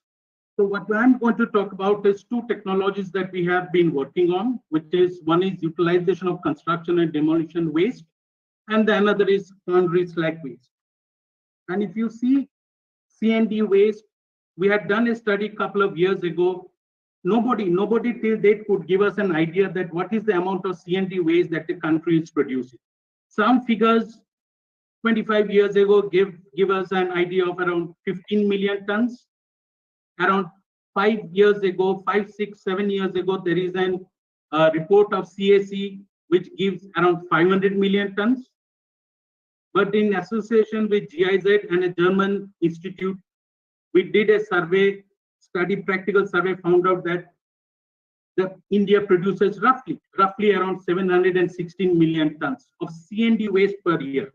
And you can see the picture, that's the kind of an waste, which is dumped either in the rivers, dumped either in the nalas, or dumped on the side of your roads.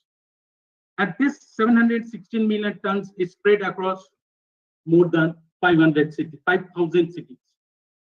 And if we can, by any means, use this waste in producing building materials or construction raw materials, then the whole issue of utilizing virgin raw materials is solved.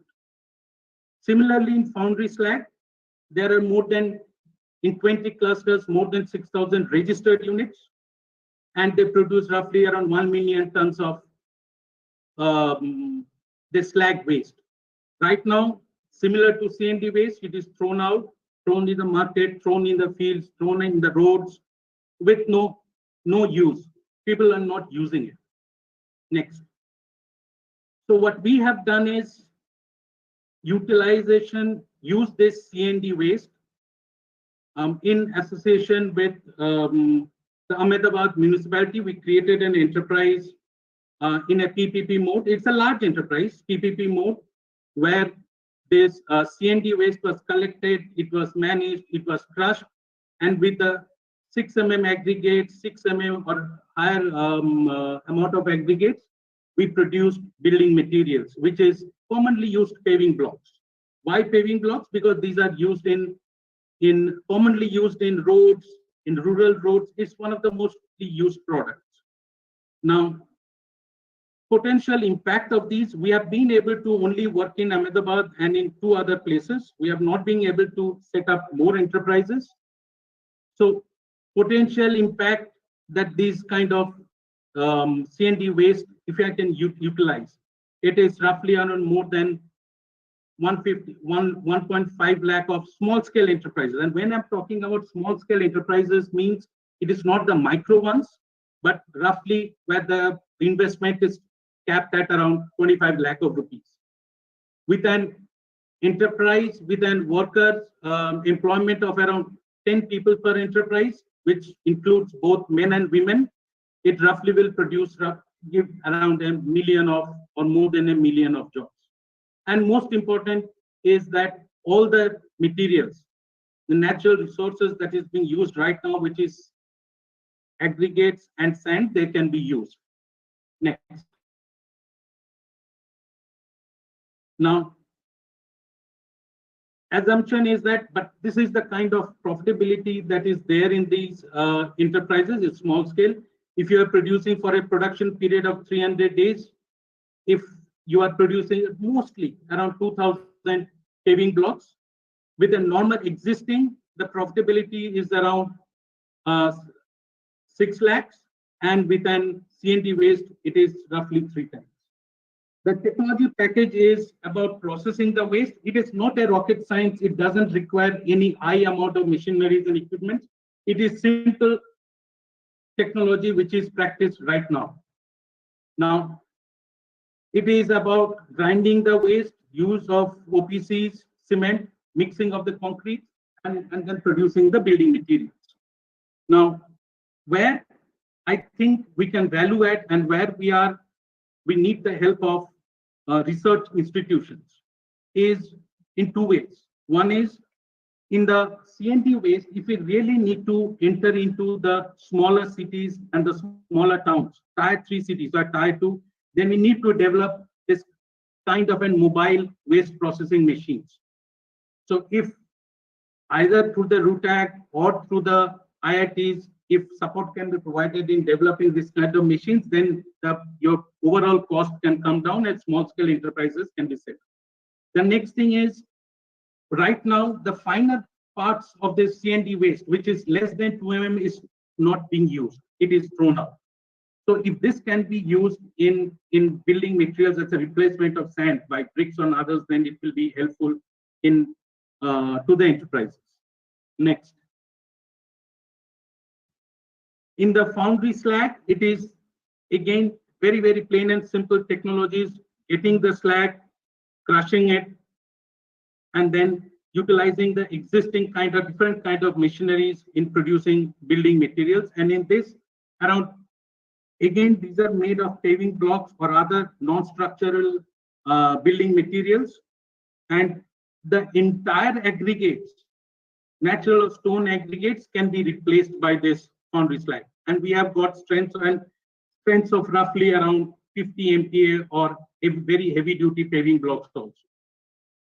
We have been set up around 60 enterprises all across the country, especially in the belt of Punjab, Ludhiana, Jalandhar, and that belt, and in Rajkot and in Gujarat.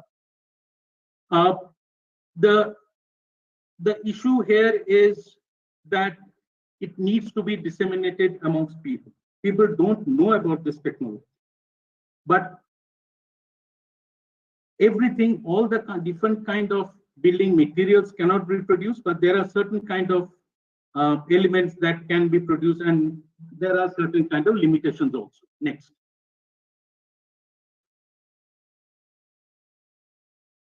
Two types of machines you can use. Either you can use a hydraulic if you need very high production and very high kind of strength of paving blocks, then you can use a hydraulic machine, or even you can, for decoration purposes, for medium duty, you can use vibrating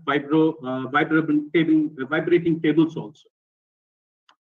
For an hydraulic machine, it is roughly around 15 lakhs, and for an vibrating kind of table, it is roughly around 11 lakhs. Next. So, with a daily production of roughly around 1,500 blocks per day, the profit of sales is roughly around 7 lakh of rupees per annum. So this gives a roughly an approximate of a payback period of 3.5 years. But mind you, the slag that the units will be using, it is not free. So what we have seen is whenever we are getting any kind of waste materials, the people or the industries or the enterprises who are producing it, they seem to charge a fee. For example, in fly ash, right now, previously it was given free. Right now, the thermal power plants charge roughly around 600 to 1,000 rupees per ton. So we have taken roughly around 200 rupees per ton that the foundry slag units will be charging. So it is roughly, say, around a win-win situation for everything. Now, to get all of these, so what are the kind of things that needs to for these technologies to scale up, and next slide. So when we talk about scaling up, we mean scaling up in numbers and scaling out across geographies. So what we think is the support that we need is, it is not just an organizational mandate, but it is also, we need to think of a systems kind of an approach. System kind of approach means, on one hand, the research part is there. On the other hand, there are enterprises who are looking at this kind of technologies. So if a kind of an system is there which binds all of this together. And probably the Agni system, which the previous presenter in the previous presentations made, it can be this kind of an approach, but we need more. What we also think that then intergovernmental coordination, because whenever we see DST is supporting the development of these technologies, MSME is supporting the setting up of enterprises, there is the finance department which is giving support to enterprises, and then there are various other departments which are supporting both from the supply end and from the demand angle also. So if a kind of an coordinate approach can be set up under the PMO's office, then under the PMO, then it is going to be fast tracked. We also think that if a special sector status can be given under the Atma Nirbhar Bharat schemes, then really the enterprises, which are there, people who want to adopt it, so small enterprises or small scale entrepreneurs, they will be benefiting. Preferential procurement of the materials, and there has been a kind of a mentality shift or a mentality kind of an issue here. If anything is made out of waste materials, people think that that is bad. It is not suitable. So we need to work on the acceptability of waste products, especially in the government sector, and a kind of preferential procurement regime can be established to support the enterprises or the small scale entrepreneurs who will be producing this. The ease of doing business, this is where we think that support can be provided as needed. We are not asking for grant kind of finance for the entrepreneurs, but about facilitating easy finance, providing support in infrastructure. And most important is disseminating the knowledge and creating visibility for these technologies or for the enterprise. Last point, what I would say is if a cluster-based approach can also be developed, a kind of, and we have special economic zones or in export processing zones. If we can set up what is called as an rural entrepreneurship zones or REZs, especially in the construction sector, I think this is going to support the small enterprises to a large extent. Thank you. Thank you.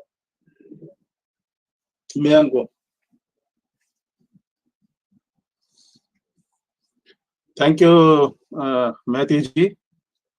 And this is the clear case and what Dr. Raghunandan has also told earlier, and we were discussing about the co-creation and co-development of the technology-driven enterprises.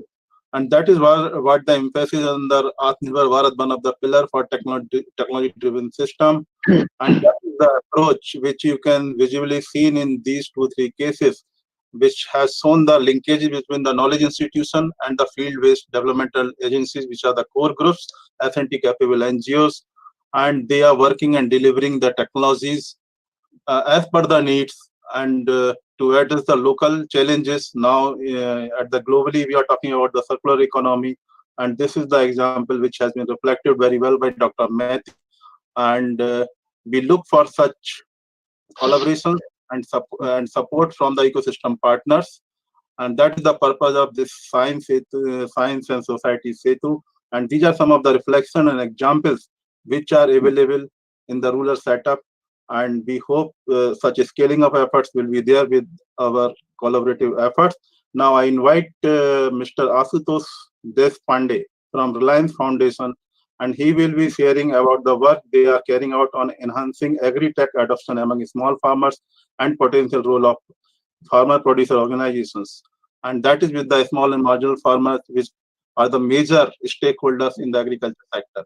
So now, Mr. Asutosh Deshpande, please. Yeah, thank you, Dr. Agarwal, and good afternoon to everybody, and thanks a lot for having me in this session today. We have been hearing about technology since the start of this session, and we have had some very interesting sessions and very interesting ideas put forward. In my presentation today, I will be talking about essentially the last mile connect, or what we can call as a lab to market, and argue a role for farmer producer organizations and how they can be efficient intermediaries to take technologies to farmers. Could you go to the next slide, please? Thank you. So I'll just quickly skim through the initial few slides where I make my case. So essentially, we all know that Indian agriculture accounts for close to half of our workforce and almost 17% of the GDP. But agriculture, there's not everything is perfect with agriculture in India. I mean, primarily we suffer with low productivity compared to our global peers. And we can trace the problems to a multitude of reasons why our productivity is low, but we could talk about four major points that I feel. It's like the points lead to, say, inefficient and imprecise application of inputs, whether there are fertilizers or pesticides or seeds, or how do we plant seeds over there. There's an inefficient supporting knowledge system that inhibit a correct diagnosis for a problem. So if I'm a farmer and if I'm going to a field and if I'm going to trying to understand what pest has attacked me, do I have the sufficient knowledge system to be able to correctly identify what pest is and what treatment has to be there? Then there is a significant reliance on manual labor. I mean, because we have a large number of small farmers and fragmented land holdings. Essentially, almost all of our practices tend to be manual in nature, and that leads to being more imprecise, and then kind of has its own cost overruns as well as own overruns in terms of material use as well as the output inefficiencies in output that comes in over there. And there farmers in general have a lack of means to tackle uncertainties. There are uncertainties of weather, there are untimely rainfalls, uncertainties in terms of pests, like we saw locust attacks earlier in the year today. So there's a lot of uncertainty. All of these kind of combine to lower productivity in India. Can we go to the next slide, please? The next slide, please. Yeah, thank you. Now, if you actually look at, we spoke about manual practices in India and how there's a significant reliance. Now, if you look at agriculture in India, I mean, I think this is common knowledge that farming is not the first choice profession of farmers today. I mean, a large number of new age kids do not want to go into agriculture. Children of farmers would rather go to cities and do some other work, but not go into agriculture. And the reasons are not very kind of surprising. I mean, if you look at the cost of production of agriculture, it has been growing at a significantly higher rates than what the cost of what you're getting in terms of incomes from agriculture. I mean, I'm throwing a few statistics which I have taken from the government websites. So if you look at it on an average wage rates, and labor tends to be one of the largest components of entire cost of cultivation for farmers. And if you look at on an average wage rates between 2010-11 and 17-18, the wage rates have gone up by 11%. So actually, if you look at it, my cost of production has gone up by 11%. Vis-a-vis, if I'm looking at my crop productivity, and I've taken some major crops, paddy, wheat, maize, soybean, and cotton, on an average, my crop productivity has increased only 1.6%, and my market prices have gone up only by around 4 to 5%. So, there is not a significant increase in crop productivity, and there's not a significant increase in my top line, but whereas my costs are going up, that's the reason why my bottom lines are going up, and farming is increasingly becoming unprofitable. Now, the reason why this cost of production and labor rates are going up is also not very surprising, because there is a large-scale migration from rural areas to urban areas, and labor moving for more productive areas like manufacturing, services, construction. So, in fact, an NSSO data kind of indicates that the share of agriculture in total workforce has actually gone down from 56.7% to 48.8%, and this was as per the 2011-12 NSSO data. So I think the next data that we get, full-scale survey that we get, will actually see that this might actually have gone down further. So if we can actually summarize this, and can we go to the next slide, please? So if we can actually summarize these two slides, we can very clearly make saying that there is a case for greater mechanization and use of technology in agriculture. There is a great need for greater mechanization to bridge the gap that this labor moving from rural areas to urban areas.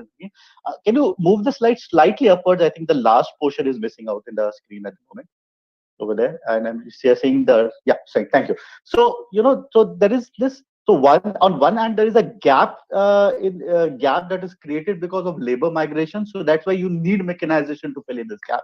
Second thing is there's a lot of inefficiencies in the way agriculture is being done in India by farmers, and which kind of inhibits greater productivity, which inhibits greater production in India, also has greater incomes for farmers, and that's why we need technologies suited to Indian requirements to kind of come in. Now, we need technologies typically for helping farmers make more informed decisions, or farmers kind of tend to make decisions based on what they have been learning from ages. Then we also need technology to be able to mitigate both production and enterprise risk. There are risks in terms of how much you produce and how much you sell over there. And then there's also technology needed to better integrate with the larger market. So farmers and farming areas tend to work in silos. So be able to integrate them with the larger market so that farmers and everybody have better choices, and both buyers and sellers have greater choices over there. Now, if you look at the technology landscape in agriculture in India, it's not like there are no technologies available. I mean, there have been some very fantastic technologies that have come in. There are multiple incubators who have been kind of promoting these people, and some very bright people coming out with solutions. So, for example, if you're talking about soil nutrition and having weak soil nutrition, we have handheld soil testing kits. We have low-cost IoT devices.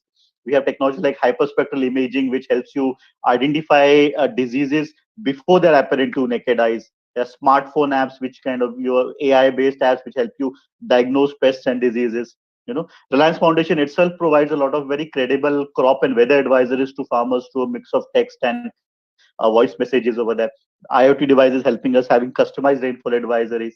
Use of drones for spraying of chemicals so that you have more precise chemical sprayings over there. We all know about use of combine harvesters to kind of provide mechanical harvesting vis-a-vis manual harvesting, which used to be more time consuming and more expensive over there. And then you have a plethora of digital marketing platforms today, which kind of take the need for the farmer to move away from his local market to be able to sell into a national market. So no longer you're dependent on only going to your local trader and selling in. And just as an aside point, during the lockdown earlier this year, at Reliance Foundation and our farmer producer organizations, our farmer producer organization essentially use digital market platforms to make a large number of cross India trades. Producer companies in Gujarat selling to buyers in Kerala, or producer companies in Madhya Pradesh selling to buyers in Andhra Pradesh over there, using digital marketing platforms where the entire local market options were closed down. So what we are seeing today is that there is a need for technology, need for mechanization, and what we are seeing today is that there are a wide variety of technology solutions available in the market today. Can we move to the next slide? Next slide, please. So while we have kind of two ends have been touched, there is still that entire translation of technology from the lab to the buyers is not very efficient today. And when you're talking about farmers, you're talking about farmers who are not as well connected as, say, urban buyers in terms of knowledge. I mean, we kind of are significantly better connected in terms of our LinkedIns and Facebooks and our access to other knowledge portals over there. Also, this is a customer who is significantly more cost conscious than, say, an urban customer.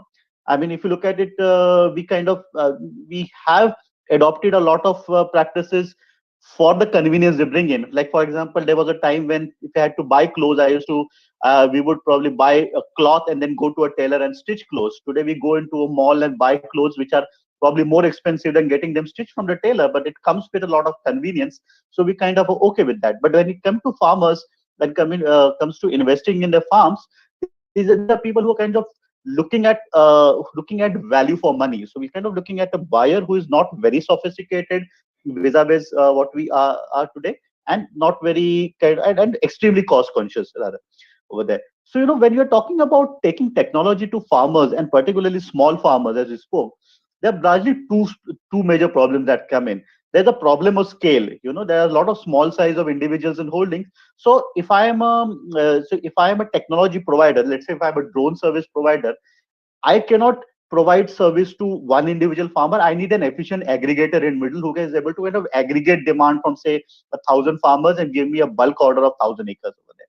Now, essentially, a lot of contract farming companies can play that role, but they are not very. So we don't have very large number of contract farming companies in India. So they kind of don't really address the scale issue.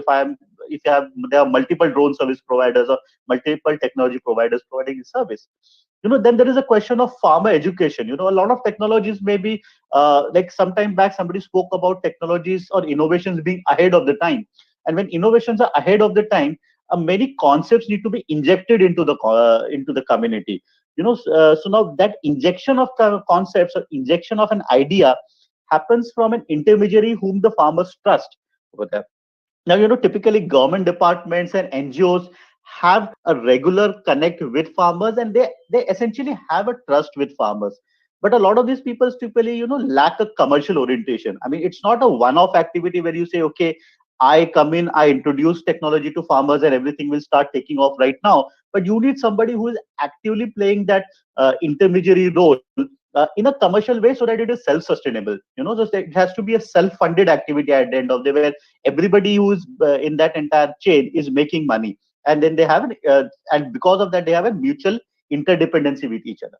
Now we argue that FPOs can actually play that efficient intermediary role.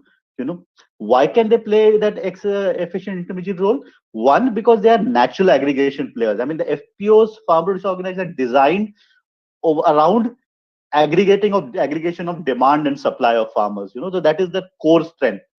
And connected to that, these are people who have access, not only have access to farmers, but they also have the transaction history. So an FPO knows which farmers have the capacity to spend money, which farmers do not, which farmers have a better connect to FPOs, which farmers not. So a lot of that transaction history helps you take a more precise targeting of your customers. And then they also understand a lot of local risk factors. So what are the local risk factors, why it will work, why it will not work. So that's a second point, is an efficient feedback loop. So very often a technology works excellent in a lab, but when you actually take it down to the ground, you need to understand what is the buying behavior of the buyer that you're kind of targeting, and you need to be able to design a package or an offering which suits that. Just to kind of cite an example, sometime back we were kind of piloting drones in one of our locations in Madhya Pradesh, when one of our farmer producer organizations were kind of fronting that entire deal. And we did that entire pilot of drone, and several kind of feedbacks came up from farmers. I mean, one of the feedback that came up from farmers was that you bring a drone, and then I have to kind of hire a labor to kind of mix the pesticide and then fill the pesticide into the drone. Now I pay the labor for pay the labor 300 or 350 rupees for the entire day, and then you spray my field in 15 minutes time. So I've just wasted my time. Now the farmer is actually thinking of from that angle. Another feedback that came in was that the drone company was very unwilling to run the drone even when there was a light shower, because they said that drone will malfunction.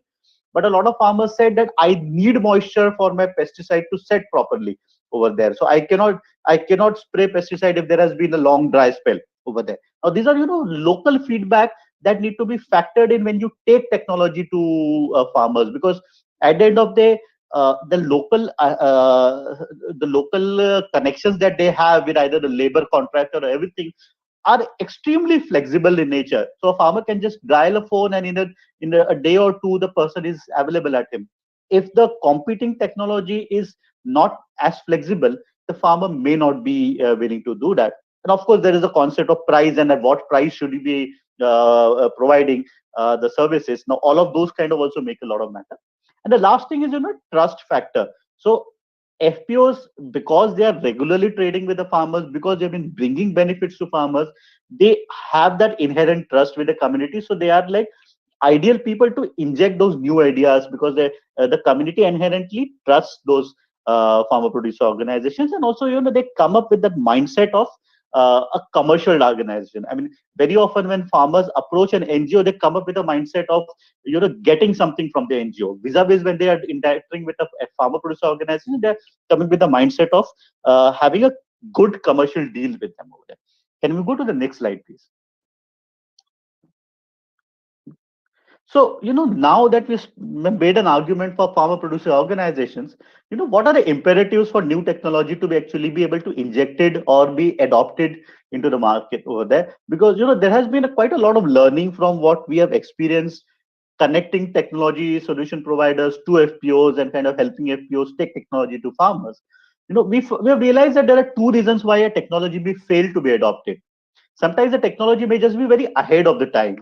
I mean, this is not to kind of name or shame somebody, but some technologies like, for example, soil testing.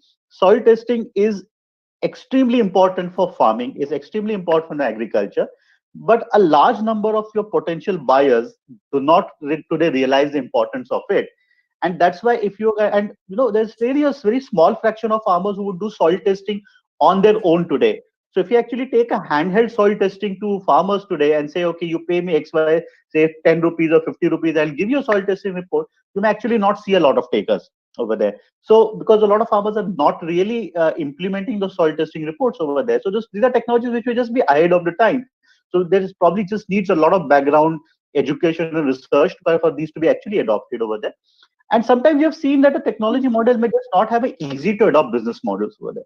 So, considering these, we came out with like 5 points, or let's say 5 conditions where a technology model has to be able to, which kind of guide a technology provider to say whether the technology will be efficiently adopted by small farmers. The first one was it has to have a clear B2C orientation, business to consumer orientation. It cannot be a model geared to just target other business. A lot of new tech companies, that we have seen, come with the business, come with the orientation saying that we are going to go to another business who have further access to farmers, and they are going to be aggregator. I'm sorry. 2 minutes. Yeah, I just have this slide and another one, so I'll finish in a minute's time. So a lot of companies kind of come up with that B2B orientation. Now, if you're going to come up with a B2B orientation, yes, maybe you may get a efficient aggregator, say a commercial party, a large corporate who may be able to give you business. But then again, as I said, they are quite few in the market. So if you really need to be able to have a business which is readily adopted by farmers, you needed a B2C orientation over there. You need to be addressing a clearly perceived set of problems. Like I gave an example of soil testing kits, it's not a clearly perceived set of problems by the farmers. But if you're kind of giving a solution on, say, pest management, you're addressing a clearly perceived set of problems for them. You need to have a visible impact in the short term. So you cannot be coming out saying that using this technology or product, you will benefit over like a 5-year period. You need to be able to see the impact within 1 season over there. There has to be the promise has to be of a significantly greater effectiveness. So it cannot be, you cannot say that I will make like a 5% change to you. Otherwise, people are not going to change their buying behaviors over there. And of course, it has to be affordable for farmers. Your solution today, at least, has to match what the farmer is incurring for the same price manually when he pays to a labor to do that. So you cannot be double that cost and say and kind of promise some things like more precise applications. Right now, the farmer is not going to buy it. Once he or she gets used to it, he may. Can we go to the next slide, please? That's the last slide.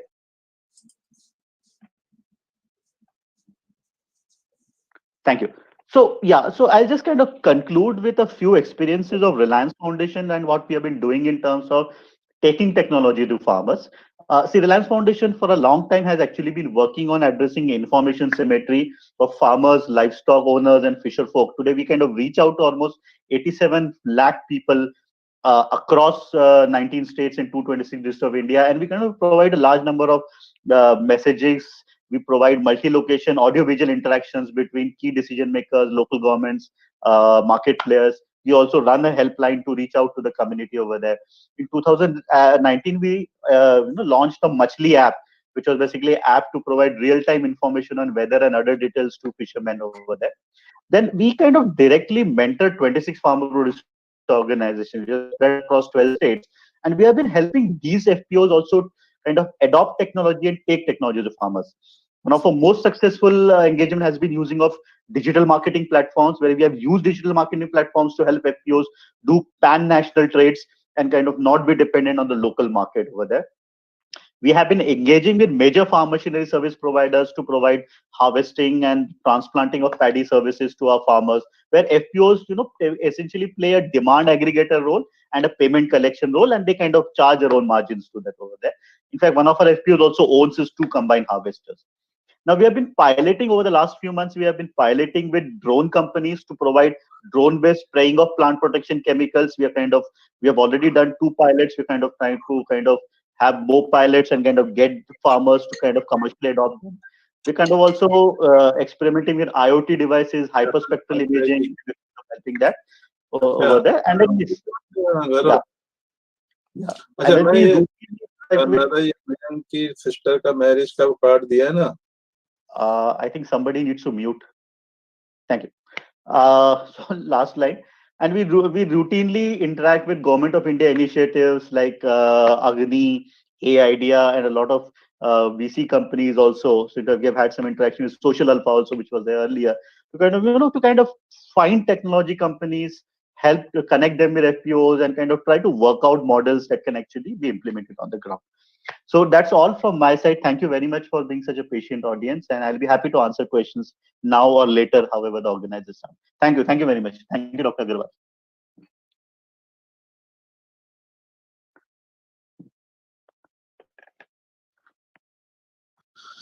Thank you, Mr. Asutosh. Can we have some specific questions about this presentation? Any question from our experts and from the audience?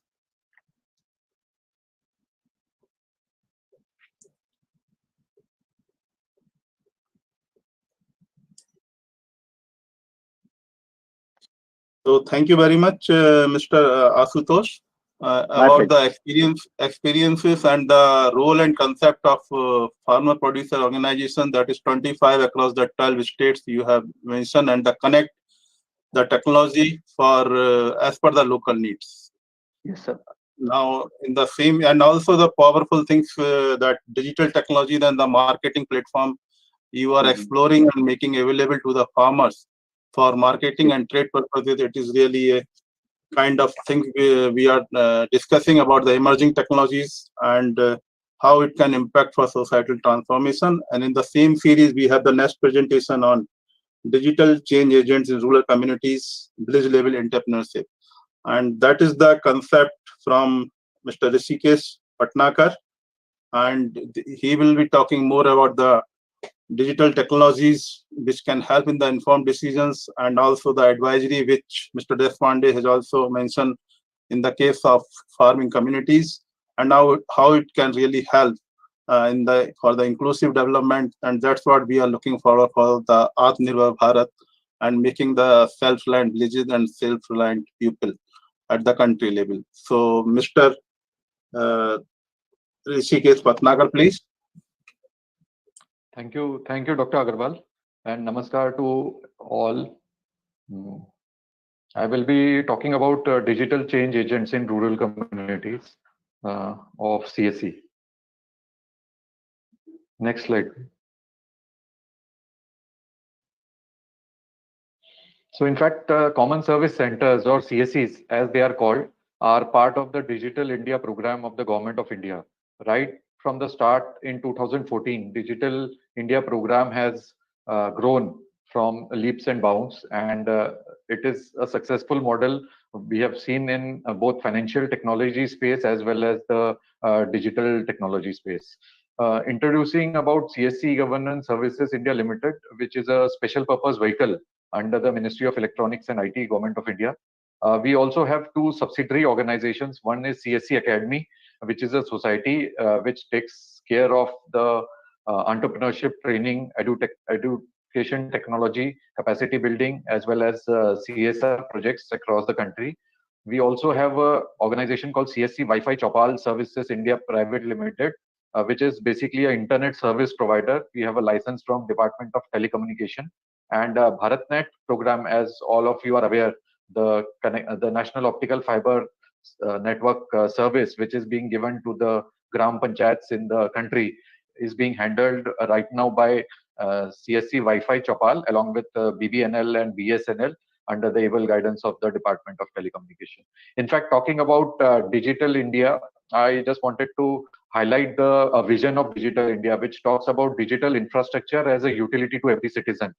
Then governance and services on demand, and digital empowerment of citizens. So this is the fundamental vision through which Digital India has been designed. So most of the digital infrastructure, be it in terms of Wi-Fi, be it in terms of IoT, be it in terms of blockchain, be it in terms of any technology like Aadhaar or maybe any government service, which is basically related to the infrastructure side, comes under the digital infrastructure. So Government of India is focusing on providing the infrastructure, the minimum bandwidth at the Gram Panchayat, at the village level, so that each and every citizen of our villages can actually access the internet, can access the gateway, and can access the information, can access the services. So that is what Government of India wants and envisages, and that is being done through the digital infrastructure as a utility. Second comes the governance and the services on demand. So most of the time, as our Honorable Prime Minister says, Sarkar Aapke Dwar, it means government is now focusing on taking technologies to the doorstep of the people. We want technologies to be developed in the lab, but then taken to the taken to the farmers, taken to the housewives, taken to the self-help groups, so that they can test it out, they can use it. So we want technologies to be on the ground so that that can be used. So that is the governance and services on demand. And last is the digital empowerment of citizens. So all the social sector services, either MHRD is running, or maybe Ministry of Minority Affairs is running, or MIT is running, or a Rural Development Department is running. So all these services where Ministry of Health is running, like Ayushman Bharat. So all these services are basically towards the empowerment of the citizens. So that is the whole sole aim of Digital India. And CSCs, as a part of Digital India program, are focusing on delivering all these services. Next slide, please.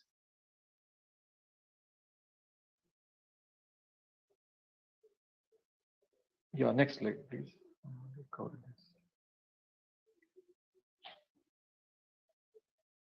So as you see, India has been growing in leaps and bounds. India is one of the fastest growing countries as per the latest figures by United Nations. Also, recently, Nandan Nilekani, actually, he pointed out that data technology and artificial intelligence in calculating the non-performing assets or faster credit decisions and lending would be based on working capital and not assets. So that is a very important aspect of digital technologies, and our dream of becoming a $5 trillion economy by 2025 is through the digital transformations.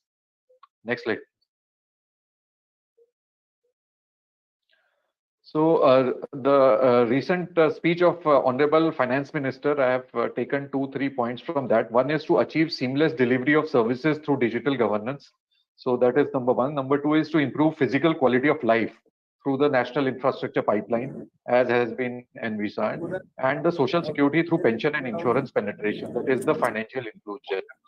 So I think Government of India's focus is what will bring the change at the ground level. Next slide. So this is the, just wanted to highlight certain figures in terms of digital canvas. India is amongst the top 2 countries globally on many dimensions of digital adoption. You see, we are the number 1 in terms of world largest unique digital identity program, that is the Aadhaar. 1.3 billion people have Aadhaar card, the unique digital identity, and through which we have been doing a lot of innovative programs, the deduplication of the data, the deduplication of the beneficiaries in terms of government programs has successfully been utilized through this. Then Indians are number 1 in terms of Android app downloads. Please mute your mic, please. 57 म्हणजे एका वेळेस का दोन्ही वेळेचा 57? Can you please mute? Prabhat, can you mute, please, because it really disturbs the presenter. Prabhat, please mute the microphones. Yes, sir, I'm muting. Oh, what is this? Like, yeah, please, Okay. Please, Mr. Patankar, please. Yeah. So if you see the latest TRI report, which says that 1.16 billion people have the mobile phone subscriptions in the country, then nearly 600 million plus people have internet subscriptions. That is from the latest TRI report. Also, nearly 300 million smartphones are available. So most of the technologies which we are seeing, either in financial space, either in education space, either in other service sectors, we see that there has been a penetration of smartphones, and that will be the future in terms of service delivery. And lastly, the number of users engaged in social media is again nearly 300 million plus. So this is the digital canvas we are talking about, and how to use the digital soldiers on the ground in order to deliver the services or taking the technologies to the field and testing it out and bringing it inclusivity in the scheme is the most important factor. Next slide.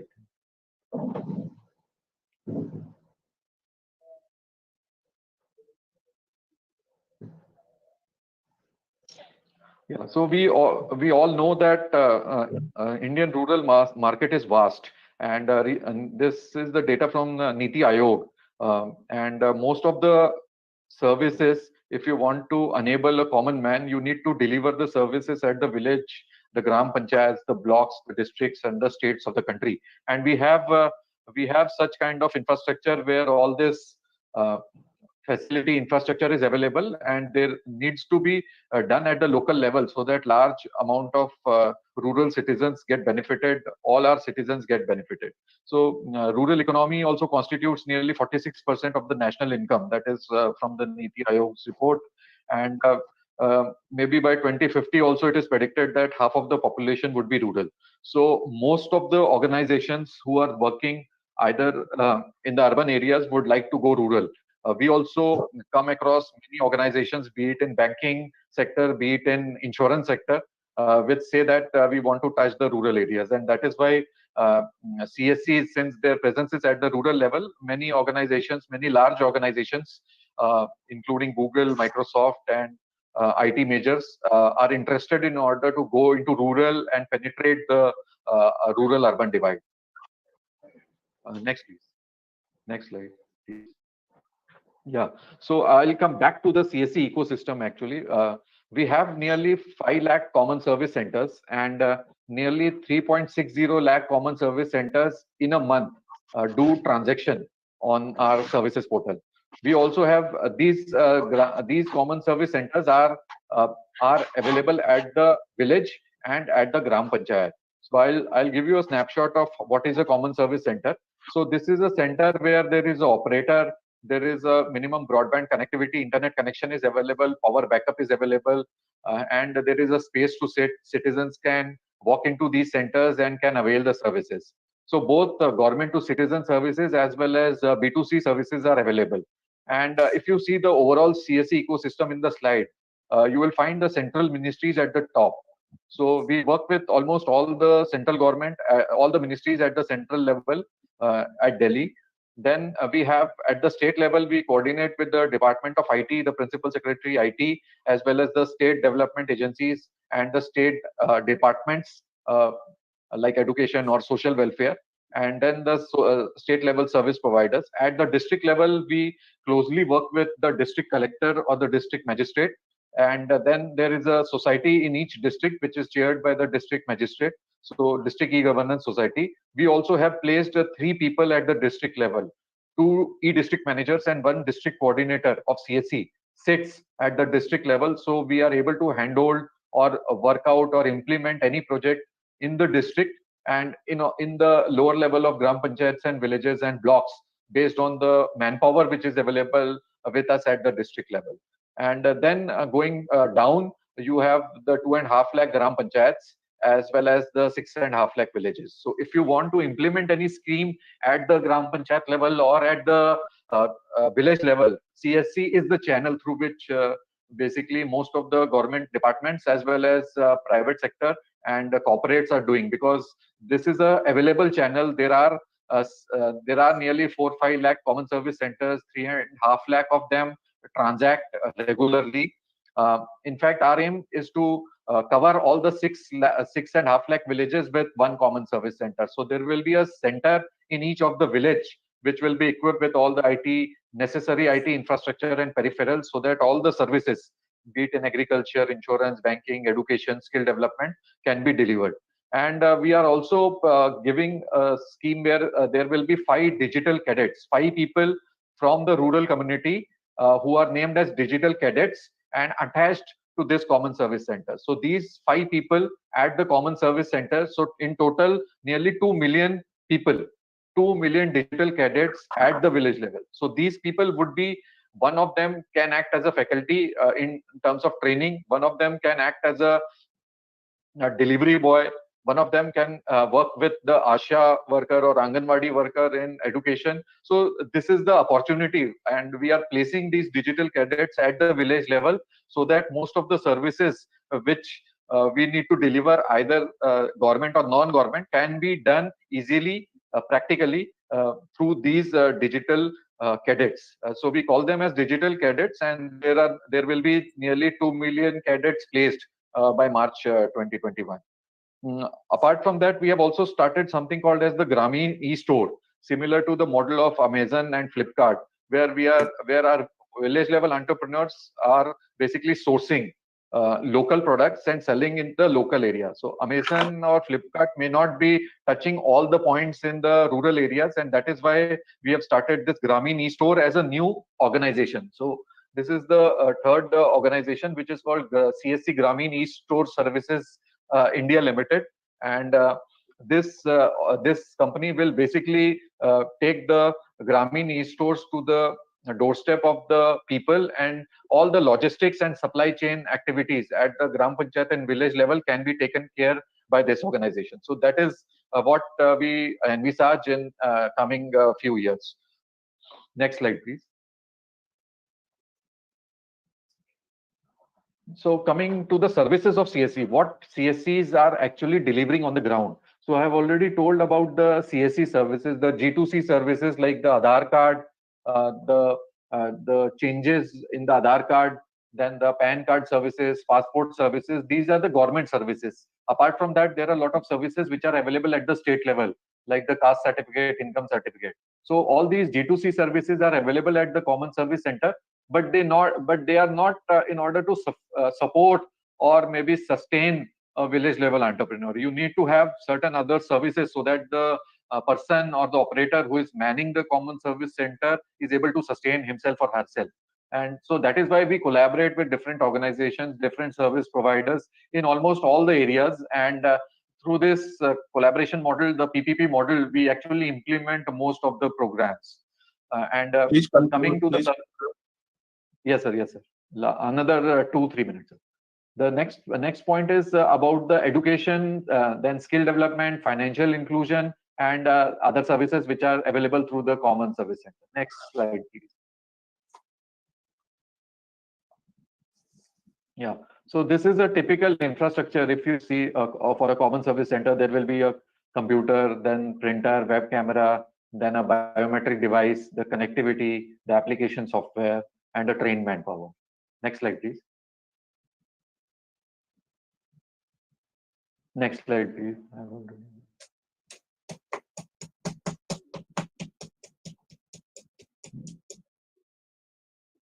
Next slide, please. So these are the services. So what we call the village level entrepreneur as the digital doctor, digital banker, and digital teacher. It means the village level entrepreneur at the ground level is for the healthcare sector, we are acting as a digital doctor, where we have tied up with various allopathy, homeopathy, and Ayurvedic hospitals and doctors, where we provide telemedicine and other allied services.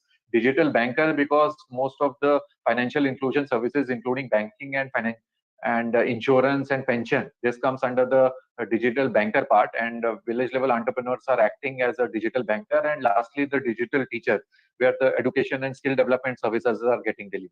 So this is the focus of a Common Service Center. Next slide, please. Yeah. Next slide, please.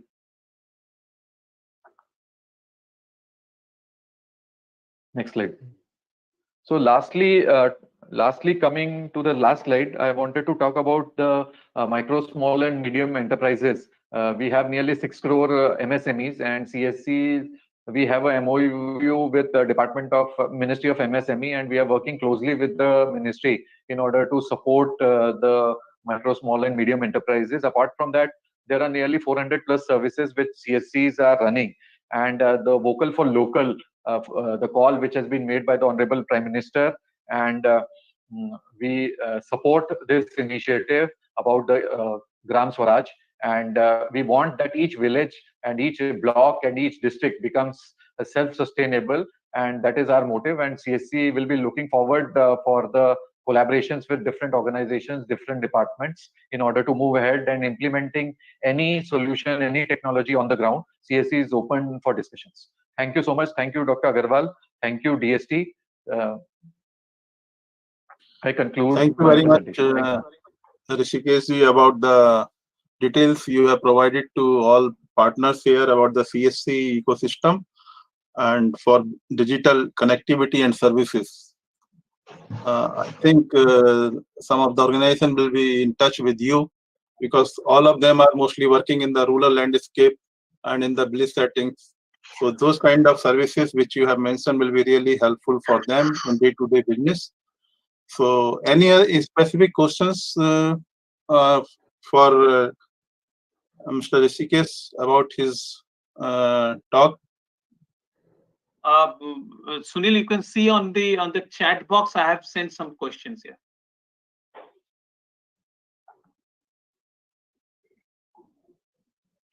If we want to do CSC to be points of local problem communication for STA solution. Yes. Yes, sir. We can act as a local focal point, sir, for the local problem communication. In fact, since I mentioned, we are working with different corporates as well as the ministries, and we implement large programs. CSCs, if there is a viable incentive model, we can surely be the contact point for the local. Yeah, because the main problem of what we are discussing in our STI ecosystem is that the aligning the solutions to the problem. So since CSCs are in all the villages, they can be a common point for at least the problem communications. So that's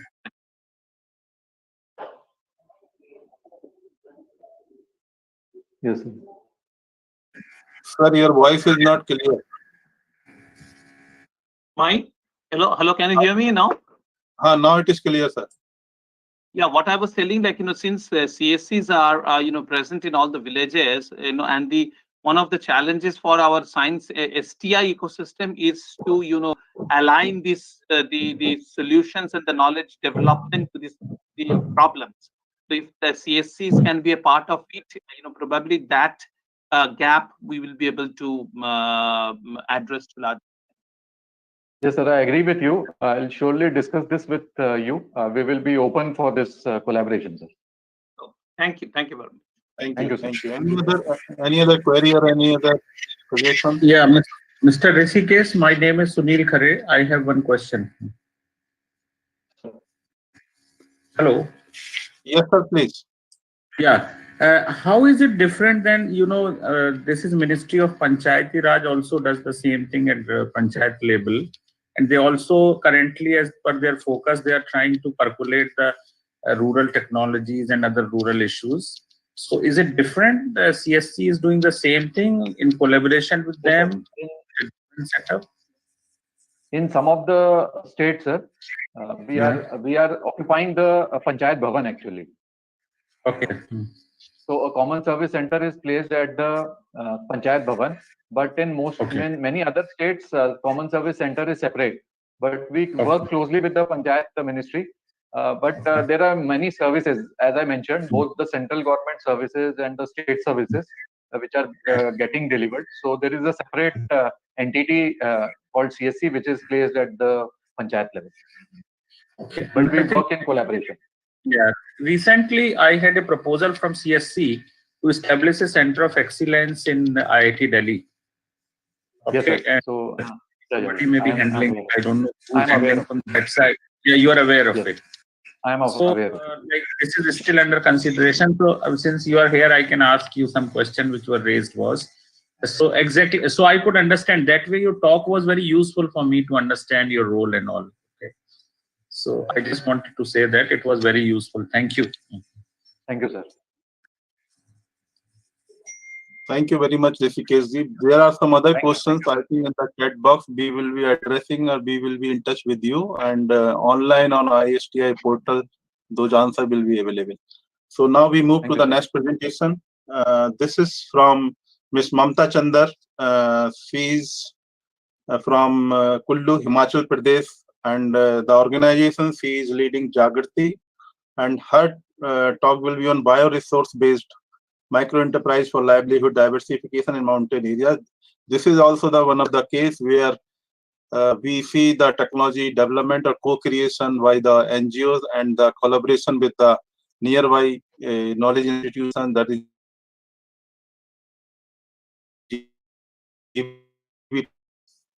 and develop nature-based natural products, personal care products, herbal teas, and by engaging the women group as the SHGs.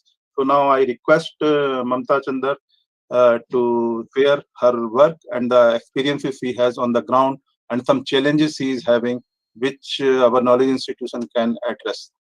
So Mamta, please. Thank you, Sunil sir. Namaskar. Jaggery is a community-based organization essentially working with women members. And today I will be sharing our experience of bioresource-based micro-enterprise. Could you please move on to the next slide, please?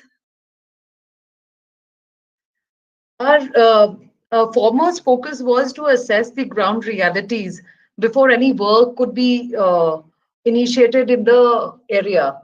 So some of the common features that we found was, one, that there was obviously a restricted livelihood options, and Kullu being a mountain state, there was very high dependence on forest resources, and it was also a source of cash income for poor households. And while all this activity was happening, there was also features like high losses because they were collecting at wrong time and the processing was not done well. And because of that, poor quality of semi-processed product, the value that was given to them in the market was much lower. And some of the activities that they were taking were also involving a lot of drudgery. It was very drudgery intensive kind of activity and with low kind of productivity. And because of all this, there was also a need for, whatever was available at that point of time, when it was harvested, when it was dried, there was distress selling of these products, whoever the trader came into the villages. And mountains being very, they're scattered settlements, and that sort of has a disadvantage because of, the scale of operation is much smaller, and because of that also the high value resources were fetching low economic gains because people were collecting very small kind of quantities. And above all, we found that these products were internationally and also nationally having very high economic value, but because of poor market linkages, they were given very low prices. Next slide, please. Next slide, please. So some of the technologies that we developed during the process was, one, to look at how can we reduce the drudgery in very basic kind of chain of value addition. So, instance, apricot, Dr. Raghunath had also mentioned about it. So, wild apricot is something which is very widely growing here. It is semi-wild product, and we found that if a woman was trying to deshell it manually, she was able to do about 3 kg in a day. So, and which was not fetching even 30 rupees in a market. So obviously this was well below the the market daily wage rate. So we developed decorticators and deshellers for essentially 4 products like wild apricot, wild peach, which again is a prunus variety, And then rosehip seed, so wild rosehip, this was again a DST project. And the seed is, as we all know, but the pod is, when it dries up, there is inner layer which has a lot of fine thin hair. And it was difficult to decorticate that, because then the hair was, it had, it was setting in a allergic reaction. So we developed a decorticator for that, and which was sort of keeping the, the untoward matter on one side, and then sieving the seeds, very clean seeds on the other side. So this was the technology which we developed in collaboration with GB Pant Institute and for finger millet. So essentially the key point was that when we introduce any of these technologies, was to reduce drudgery and improve efficiency, and in turn, of course, improve the quality of the product. Then the cold pressed oil machine was introduced in the region, and we went along with the traditional oil press ghani, cold press ghani, and we did several tests of the samples that we had developed, and we found that it was very the key the economic indicators, and also the test reports were showing that there was market for it, and plus that the quality of oil had improved. So we are essentially looking at 5 types of oil based on the local seeds that are available here in Kulu. Then we also looked at dryers. There are a whole lot of herbs which are wild, semi-wild, and also traditional varieties which were growing in the region. People were eating them. So we thought of developing products based on that. But the basic problem was drying these to certain quality levels, clean and even drying.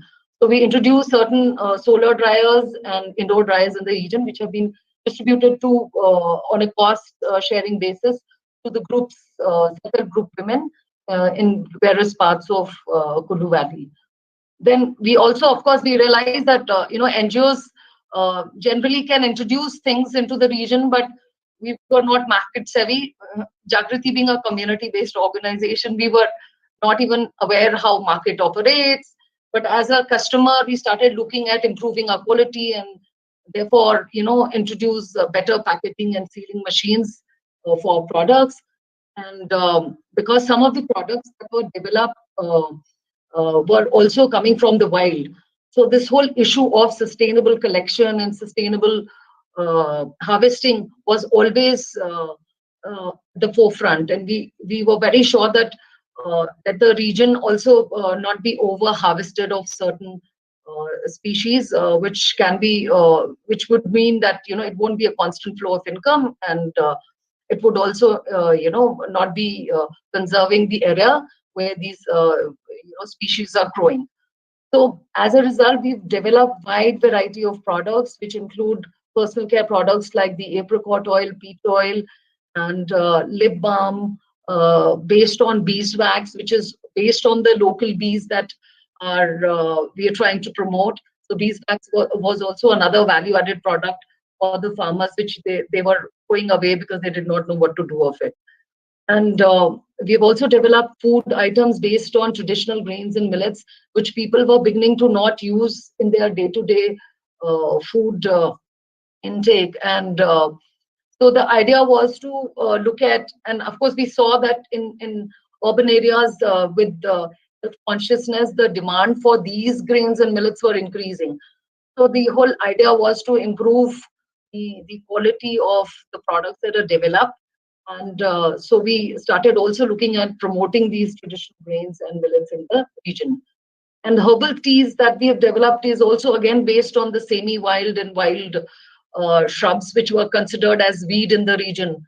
And with a lot of help from IHPT, Alampur and GB Pant, we did several tests of certain herbs, and we found that they were edible varieties and been eaten by birds. And also the market is in the market, these products are available, but probably not being sourced in India, but from outside. So this was also another thing that we started out with the women's group. And there were, of course, local pickles. I think what I found here was in the mountains that people generally felt that the pickles and the fruits that are growing here, they won't have any market value outside. So I think we took that sort of risk of making pickles of some of the most unknown kind of vegetables and fruits, and we have we've increased, we've received very encouraging results. So I think they'll continue to add more and more varieties onto the range. Next, please. Just 3-4 minutes. All right. See, the current status, as I said, that it's a functional groups that are being involved in collection and processing. And as a result, that the projects that we did, the DST projects that we have done so far are the 3 projects. And fortunately, the work which started out in the projects, selected project side, we could scale it up to the other sites where other interventions which were not of the same nature could also be included. And today, areas, people are coming from other regions also to start looking at collection of these activities. So we are also looking at how to include them in terms of, because the danger of collecting wild herbs is also there. So how do we really check whether the collected material is coming, which has been sustainably collected, and the collection practices have been followed or not. So in this whole process of 10 years of this Mountain Bounties working, we have a centralized women's unit, which is known as the Krishna Self-Help Group, which has been registered with small scale industry, and they have procured the necessary license that are required to market the products that have been developed by this unit. And these products are being marketed through retail stores spread in various parts of Himachal and also Delhi and other locations in India. And we have, as part of one of the DST project, we have opened an online store of Mountain Bounties, and some of the items are also available on Amazon. Next slide, please.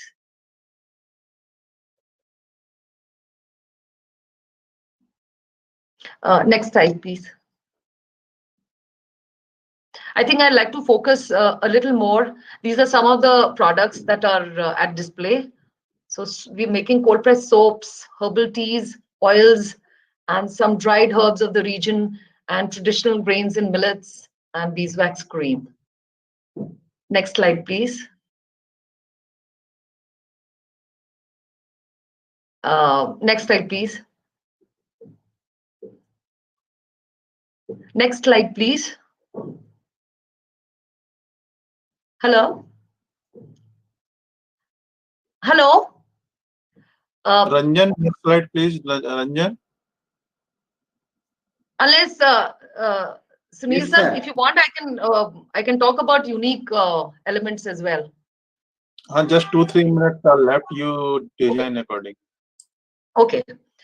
So what was the unique value proposition here? So the basic focus was drudgery reducing and time saving. Then looking at quality raw material production, easy to operate and energy efficient machinery, and each stage of value addition had certain technology intervention. And and when we are talking about this, there should be multiple use of a technology. So if we had a decorticator, we could use 3-4 types of seeds in that. So we were looking at that kind of a usage.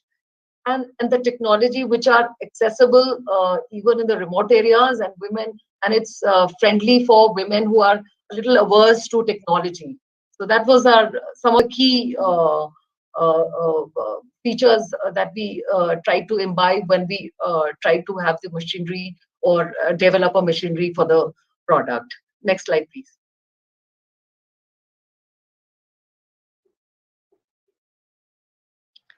So basic mechanism was to select an area where the likelihood of success was the most. And as I had mentioned earlier, we essentially worked through the women's savings and credit group, which are also popularly known as self-help groups.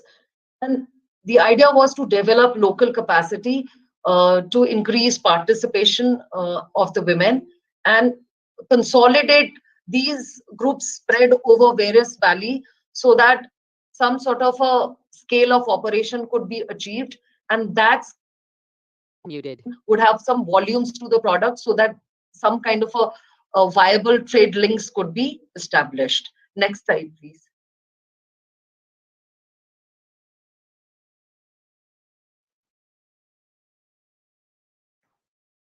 Next slide, please.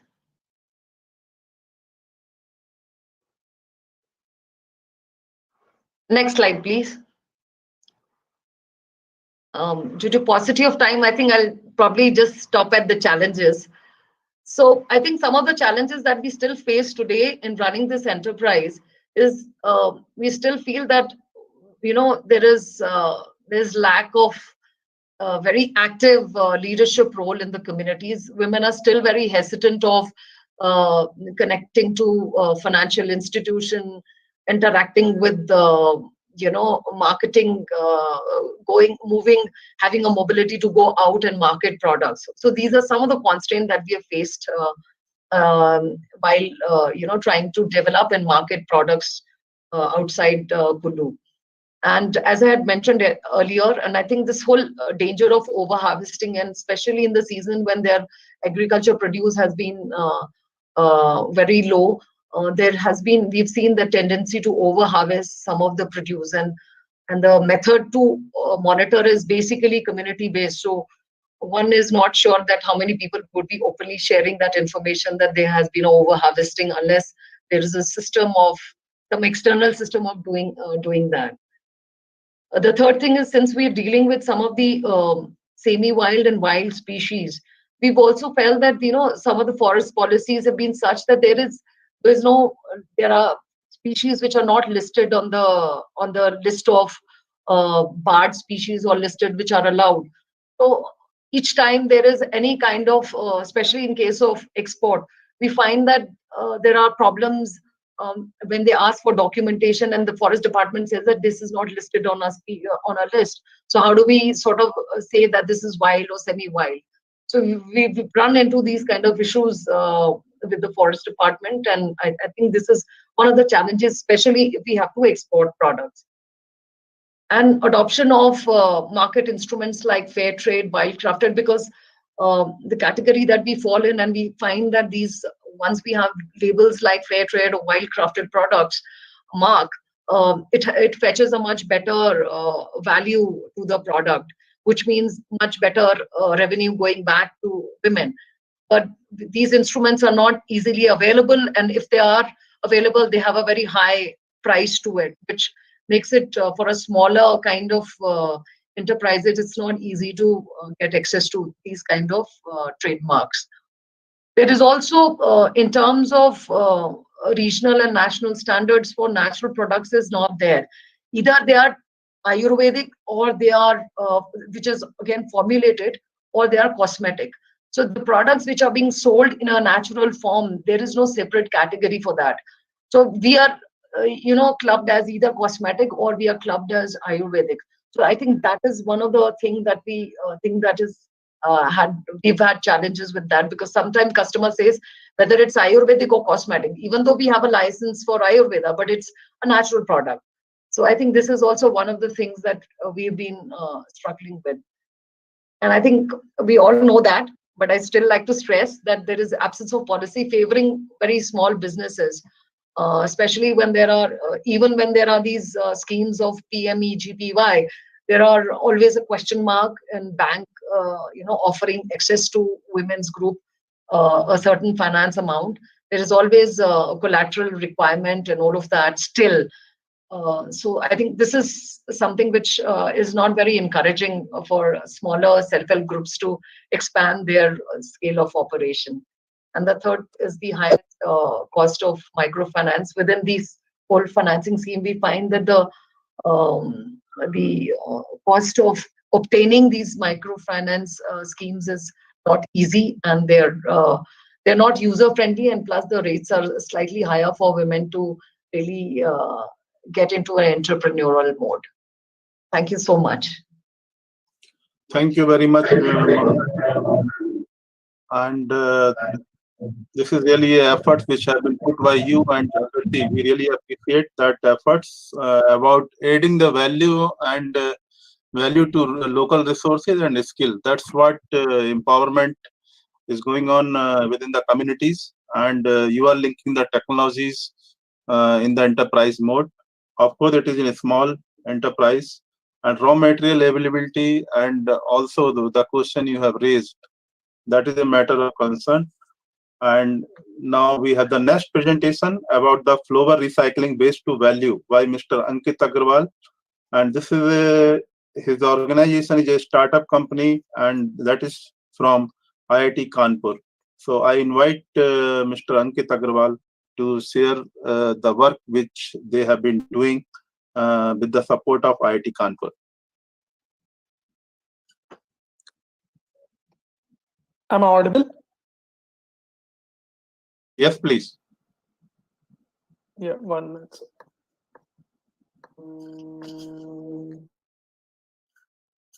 How should I remove this concept?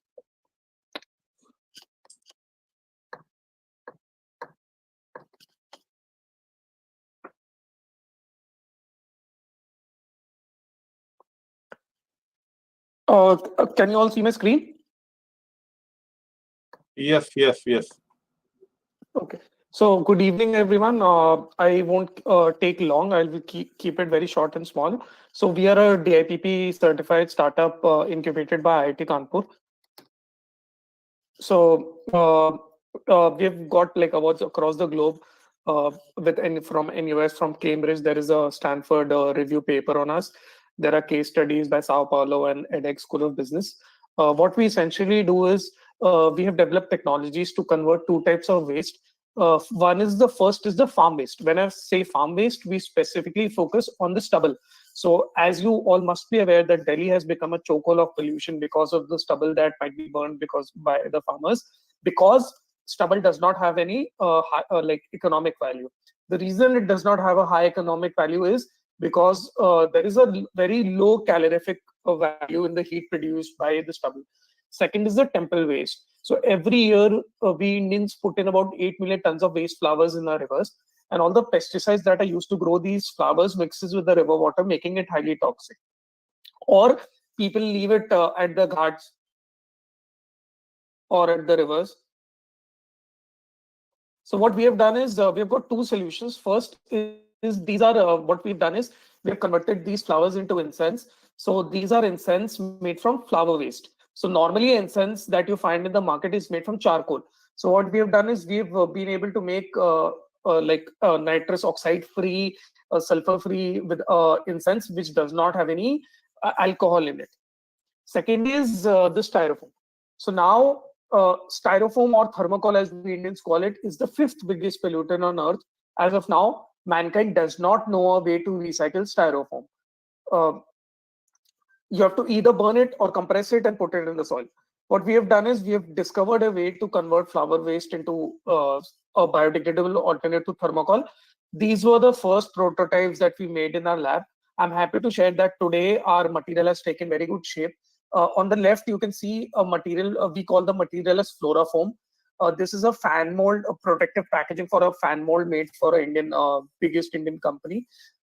Not only that these materials are made from waste, these are biodegradable, and also they provide higher resistance to fire because of the natural silica content in it.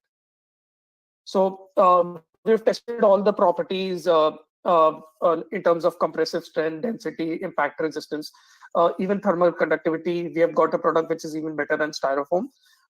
There are no companies in India who are trying to do this. But globally, there are companies in the US and the UK who are trying to do this. There's a company known as Aero Powder trying to make styrofoam from chicken feathers. This market is more than a $20 billion market. Currently, what we are trying to focus is on the protective packaging bit. So now I'll quickly walk you through our process. So what happens every day is our vehicles go to the temples to collect these flowers. These flowers are brought to our facility where all the segregation is done. All the pattar, paper, plastic, everything is weeded out. Then we spray the flowers with our own bioclim to offset all the pesticide residue. The flowers are cleaned. Then these are sun-dried. Then depending upon the carotenoid and the species level, these are either converted into incense or they're made into fluoroform, the material I told you. So in terms of impact, the most special part of the work that we do is all of this work is being done by women who are earlier manual scavengers. Currently, before COVID, we had 93 women. By March next year, we will be around 220 people. We've been able to pay the farmers extra bit for this stubble. So this is what the women were earlier doing, and this is now what they're doing, dealing with flowers.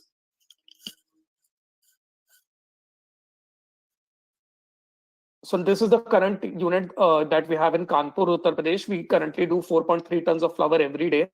This is our lab at IIT Kanpur where we've done all the R&D. So in terms of innovation, we've got 6 patents in the pipeline. We've recently tied up with Tirupati government to set up a plant in Tirupati. We are also in talks with the government at Puri to set up a plant there. We've been able to develop biologically advanced materials, which by using the concepts of biomimicry, which utilizing very low R&D cost. We are at this cusp of science, environment, and social impact.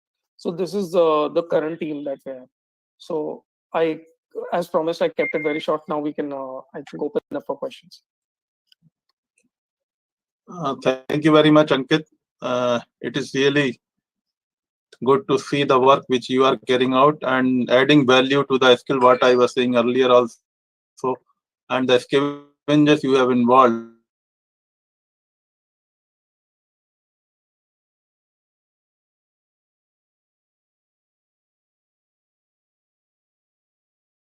You have made the efforts and your startup company. So now if any question there to Ankit, please ask to him.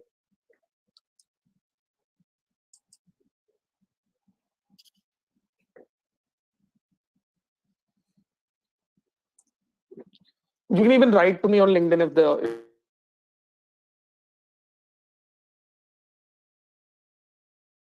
if the questions are there, we will pass on to you. So now we will just one question to Ankit. Ankit, like, you know,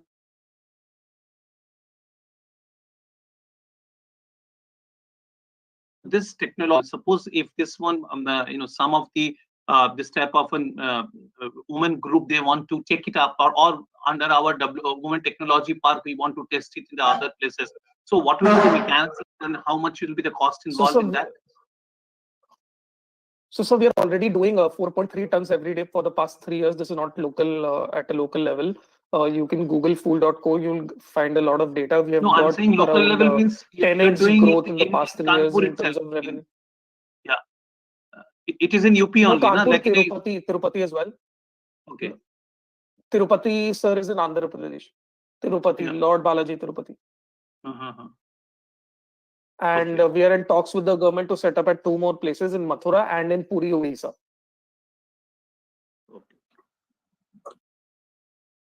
If someone wants to do it at a like in a smaller scale, can they just buy the technology from you? So one would need a minimum of 2.5 tons of regular flower supply to make this project viable. Otherwise, the cost of operations is not viable. Dr. Vineet from FRI, any question there? Yeah, I have a question. What is basically the process which you are following while making the agarbatti when you are removing the charcoal? So we are using flower as the base material. Yes, sir. Am I audible? Yeah, you are audible. Means this flower petals, they are used as the base material instead of charcoal. Yes, sir. So they have the similar burning ability. Yes, so that is what the R&D in terms of that we have done, depending upon the different carotenoid level. So like for example, marigold has a different carotenoid level than rose. So we have made these like special formulations to make sure that they have they get the same burning capacity like charcoal. Yeah, what is the chemical conversion you are doing? I am just interested to know. So that is the proprietary thing that we have. So we have like filed for 6 patents. I don't want the proprietary thing. What is basically why we are converting into charcoal is nothing but carbon. So what is the conversion you are doing? I don't need proprietary at all. I don't understand the question, sir. So instead of the charcoal, we're using flowers petals. Yeah. So and exactly. So and when they burn, like dried flower petals. So when they burn, they like. Yeah, Ankit, what is being asked is that what is the role of charcoal in the sticks actually? You first tell So that. there is no charcoal in the incense. Yeah, so what I'm saying, then you are replacing it by flower With petals, flowers. replacing Yes, that function dried basically. flowers. Yeah. Yes. So they provide the burning function and the holding of why we're using flowers is because flowers have the natural ability to hold fragrance. Like the cells, they have the ability to hold fragrance. So when you dry the flowers and you add fragrance, so they're any essential oil, so they're able to absorb it and hold it in the cell. So once you burn it, they give out that fragrance and the diffusion rate is higher in the atmosphere. So it gives a pleasant aroma. So that acts as binder. What is the binder there? Yeah, but so the binder is normal. Yeah, so the binder are normal. So we're using jigger and like 3-4 different binders depending upon like which material, which flowers we're using. Okay. Thank you, Ankit. I think Dr. Beneath can interact with you later on. You can share the email ID. So if people have some queries or questions, they can contact you. And so now we close these sessions, and I thank you all the panelists here for sharing their experiences and work about the technology and the connect for livelihood gain in the rural landscape, and that is really appreciable. And now I hand over to my co-moderator, Mr. Dishay Suppal. Is she there? Yeah, Ma'am, yeah, please. I'm there. Please. So I think I will also... and we can invite Dr. Datta to wrap up the session. Yeah, so I think I would like to kind of give a very, very big special thanks to all the speakers. I think everyone was very pertinent. If we start from Dr. Raghunandan, he, I think, showcased very good, viable local, examples, what what can be done, what, how they have used local bioresources, whether it's apricot, whether it's anything else, and actually set up small, kind of enterprises, I think. And he also gave very good, concrete, crisp examples. I think followed by that, Mr. Prakash Mishra also gave very good examples on the non-farm, livelihood, especially, how do you manage risk related to technology adoption, finance, marketing, how do you measure impact, how do you ensure it's relevant, how do you expand. I think that was a very good. And of course, he also shared 3 case studies with the rugs and everything. That was, I think, a good session. Then, which was again followed by Mr. Manoj Kumar from Social Alpha, who talked about how do you scale science and technology initiatives in NGOs, how do you basically create innovative models, how do you integrate. He stressed a lot on resource allocation, which I think was very good, because we often don't look at that, and how do you harness producer collectives, and how do you do rural technology incubators. I think that is something which was crucial, and I think it's a big learning from for everyone else. Similarly, I think Dr. Maiti spoke very pertinently about how they have actually looked at waste, whether it was slug waste or and how they have helped to change that into a technology and something which is viable and usable. Then Dr. Mr. Ashutosh Deshpande from Reliance Foundation also gave very good examples about how the Reliance Foundation is working in various areas. Then I would come to the CSC, digital change, how in every Gram Panchayats they have these setups, how technologies for inclusive development, how they have started embedding a lot of ecosystem models. So I think they have these common service centers, which are a great thing, which is also for doctors, teachers, and everything. So I think that's a good model, especially for our rural partners who want to reach out to these centers. common service centers and see how they can also get linked to it. Mamta, of course, has been doing wonderful work. She's been working with women in Kullu district and, especially focusing on women SHGs, looking at the bio resources, ensuring the right technology is used and make products which are very niche products and which are really sell well. Her packaging, I mean, the kind of detailing which has gone into her work is something which everyone, I would say, should reach out to her and actually get more details. Then the last is, of course, Mr. Ankit Agarwal, who gave us a very good example from Kanpur, how flowers, which is actually a waste and actually pollutes the Ganga, how he's using that as a resource, and he is actually also again helping women who were scavengers earlier to get another good alternative employment. I think I've just rushed through it. A lot of all the experts spoke much more than what I have said. The time is really short. This was just to say that all of you, please reach out to them. Their contacts have been made available, right? So especially a big thanks to all the speakers, panelists, experts, all our participants. Thank you for bearing with us and staying with us. That's what from my end. Dr. Datta, over to you, please.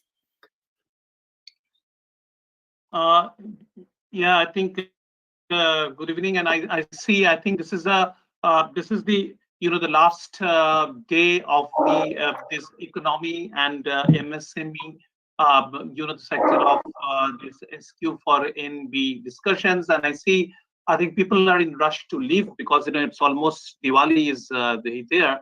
I think what I find that I could find it out that in some opportunities which will help us to evolve, because what we have discussed here about that that many of the systemic gap areas and the experiences from the groups who are not involved with us, and I think that's the learning I would like to put. But before I do that, I see here Dr. Sunil Khare is here. Has he left?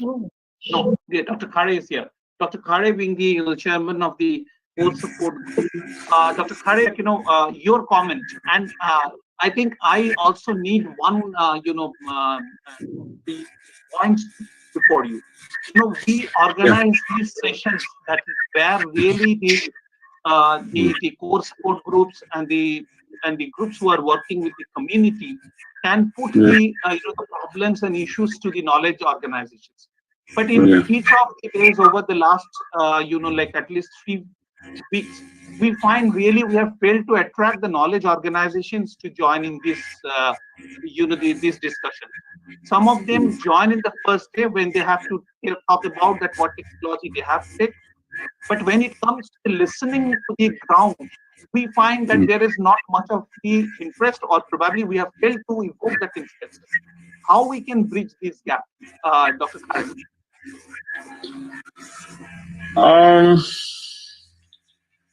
Yeah, I also agree with you that I totally agree with you. And capturing them and their attention for long, I think maybe one issue could be that not that they are not interested, maybe the time period, because most of the things are online actually, and they come suddenly. So maybe that would be one reason probably.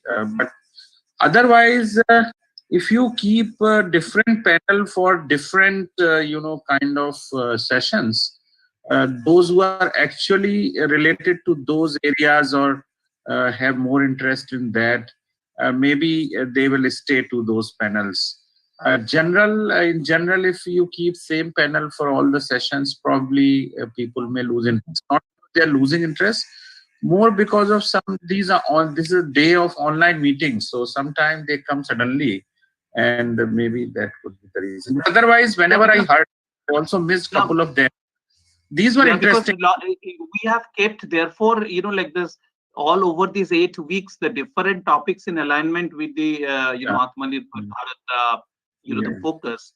And, these 2 weeks are on the economy and the MSME. And we find that, this is a big gap in our ecosystem, because, the communities, they are struggling, the community-oriented organizations, they are doing in their own way. this the startups, they are also doing, and for the social development, and they have their own challenges. There are new players like Reliance Foundations and the Social Alpha. They are doing in a very good way in this, and Agni also, they are doing in a very systemic way. But at the other end, there isn't the knowledge organizations. So I understand that the systemic gaps, and I think that is the challenge what we need to be, because it is not that in the knowledge organizations people are not interested to convert their knowledge into the social entrepreneurship stuff for the development of the society. Probably it is it is a learning experience for us that who are trying to build bring all of them in one platform, and like to cap. So I think, and overall, what is your the view, like what you have heard today? I am not able to unmute it actually. I am not able to. We can hear you. We can hear you. Yeah. Oh, you are able to hear me. So fine. As far as I could understand, for me it was something very interesting. Actually, I think your concept was very appealing and is still very appealing to me. You tried to brought up, and something which we were missing in our perception actually gone into my thought process now. I do agree with you, but yeah, give me more time to think that how to make those knowledge organization people to remain on board and start thinking in this direction. But I think, I'm sure you have seeded this thing in our mind. Definitely, it's not, the effort has not gone. So, I mean, they may not be there, they may not be, interacting that much. But I'm sure, and I, at least in my case and few of my colleagues' cases when I discuss, the seed has gone into. I think your effort in that way has really seeded, the kind of concept in us. Yeah, there is a gap definitely, because we work in isolation. The knowledge organization, they work in isolation. Their yardstick is different. They just develop something and then just leave it to the other part to carry it forward to the rural level. So the connect was missing, which you tried to bridge actually. So I think more, maybe give me some time, I will write you my thoughts more clearly. But I reassure you that your efforts actually was fruitful. And some of us, if you individually ask, even those who are not here today or may not be there in between, but they have carried the message which you wanted to convey. I'm sure.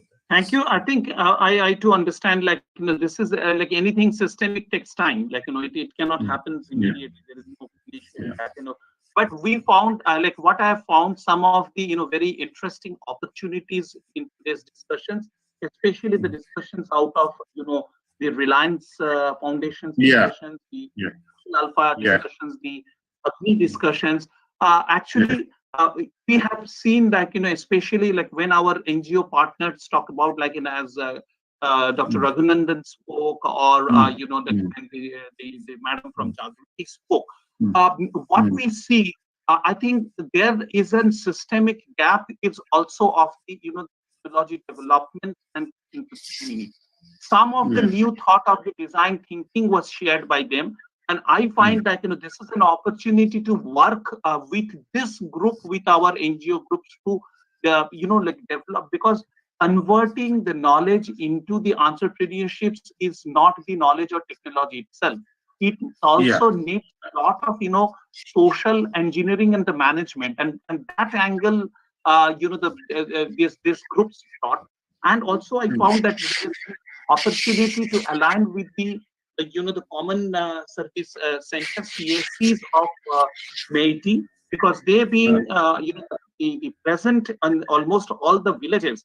What I was thinking about, that this entire the mechanisms of the solution centric knowledge development or knowledge delivery needs to be aligned to the problem, because the solution only comes when the problem is real. And here the problem, like our problem, is that we always do not know the real problem.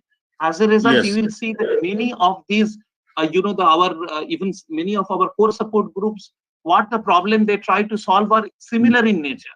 As a result, Yes. in the value chain, we remain almost cycling at one point and fail to really help the community to go into this next, the higher level of the value chain. I asked a question to, Dr. Raghunandan about that the local mineral, processing and what it happens. I purposefully I asked because there are certain, the system level thinking in that. We think that the minerals, which are there always to be, mined by the big companies, taken there, the role of the community, who are really the son of the soils are maximum to being a labor there. Take an example of, Jharkhand, the most mineral rich country, the state, but having the most number of the, the poor people there. The time has come now to rethink of that things. Really, if you seriously think about that, the Atma Nirbhar Bharat, how this higher level of this, this activity, we can bring it in at a small scale, the small scale mining and the processing, because many of this can become, our best materials for our electronic industry, our sensor, this thing, and that's the side of that, because mostly our the community centric activities have remained around that the natural resource endowment what they have, but those are basically bio, the trees and the flowers and the fruits that being now being mainstream. I think we have to look into that. What's the next, the level? And if you go to the community, they may not be able to tell that. So that is the role of the science and technology, to look it from that point of view and to bring that innovation in. So I find that that's an, the opportunity where we can work with the CSCs, and also I think we need to have more, after the follow up of this exercise, to have a the closed door sittings with our all these groups. What I'm thinking, because like another good thing that what they brought into on the table. This is a it is a feasible activity for improving the high value chain, because that will take care of the requirement of the of the environment. It will take care of the requirement of the the subsidiary experimenting to work with other ministries and to have definitely. So I think I look it in a positive way of this learning over this last 2 weeks, and we see that many of these the opportunities to identify, especially in the enthusiasm what we have seen from the Joint Secretary MSME, and he offered the Spurti clusters, to experiment. He said that there are 130 Spurti clusters. Come, collaborate and experiment with it. Now, in order to experiment with it, we have to remain till now our focus has remained in the technology centric. This needs to evolve into not only technology centric, but has to go to the community requirement centric. And for that, I think we have to see that how that gap we can bridge and go ahead. I think with this understanding, and because every day we learn, we grow as a system and we grow together. And with that understanding, I think I thank all of you at the end of the day who have remained with us, and with the hope that you will remain with us for the next week, when we will come back to discuss our 2 weeks about the social infrastructure, and which is an important the aspects of the Atma Nirbhar Bharat, because the physical infrastructure should be complemented by the social infrastructures. We'll discuss this over 19th, 20th of November, and then again 26th, 27th of the November. And so I thank all of you and wish you a very happy Diwali. Thank you very much. Thank you. Thank you very much, sir. Thank you to all. Thank you. Thank you, sir. Thank you. Thank you.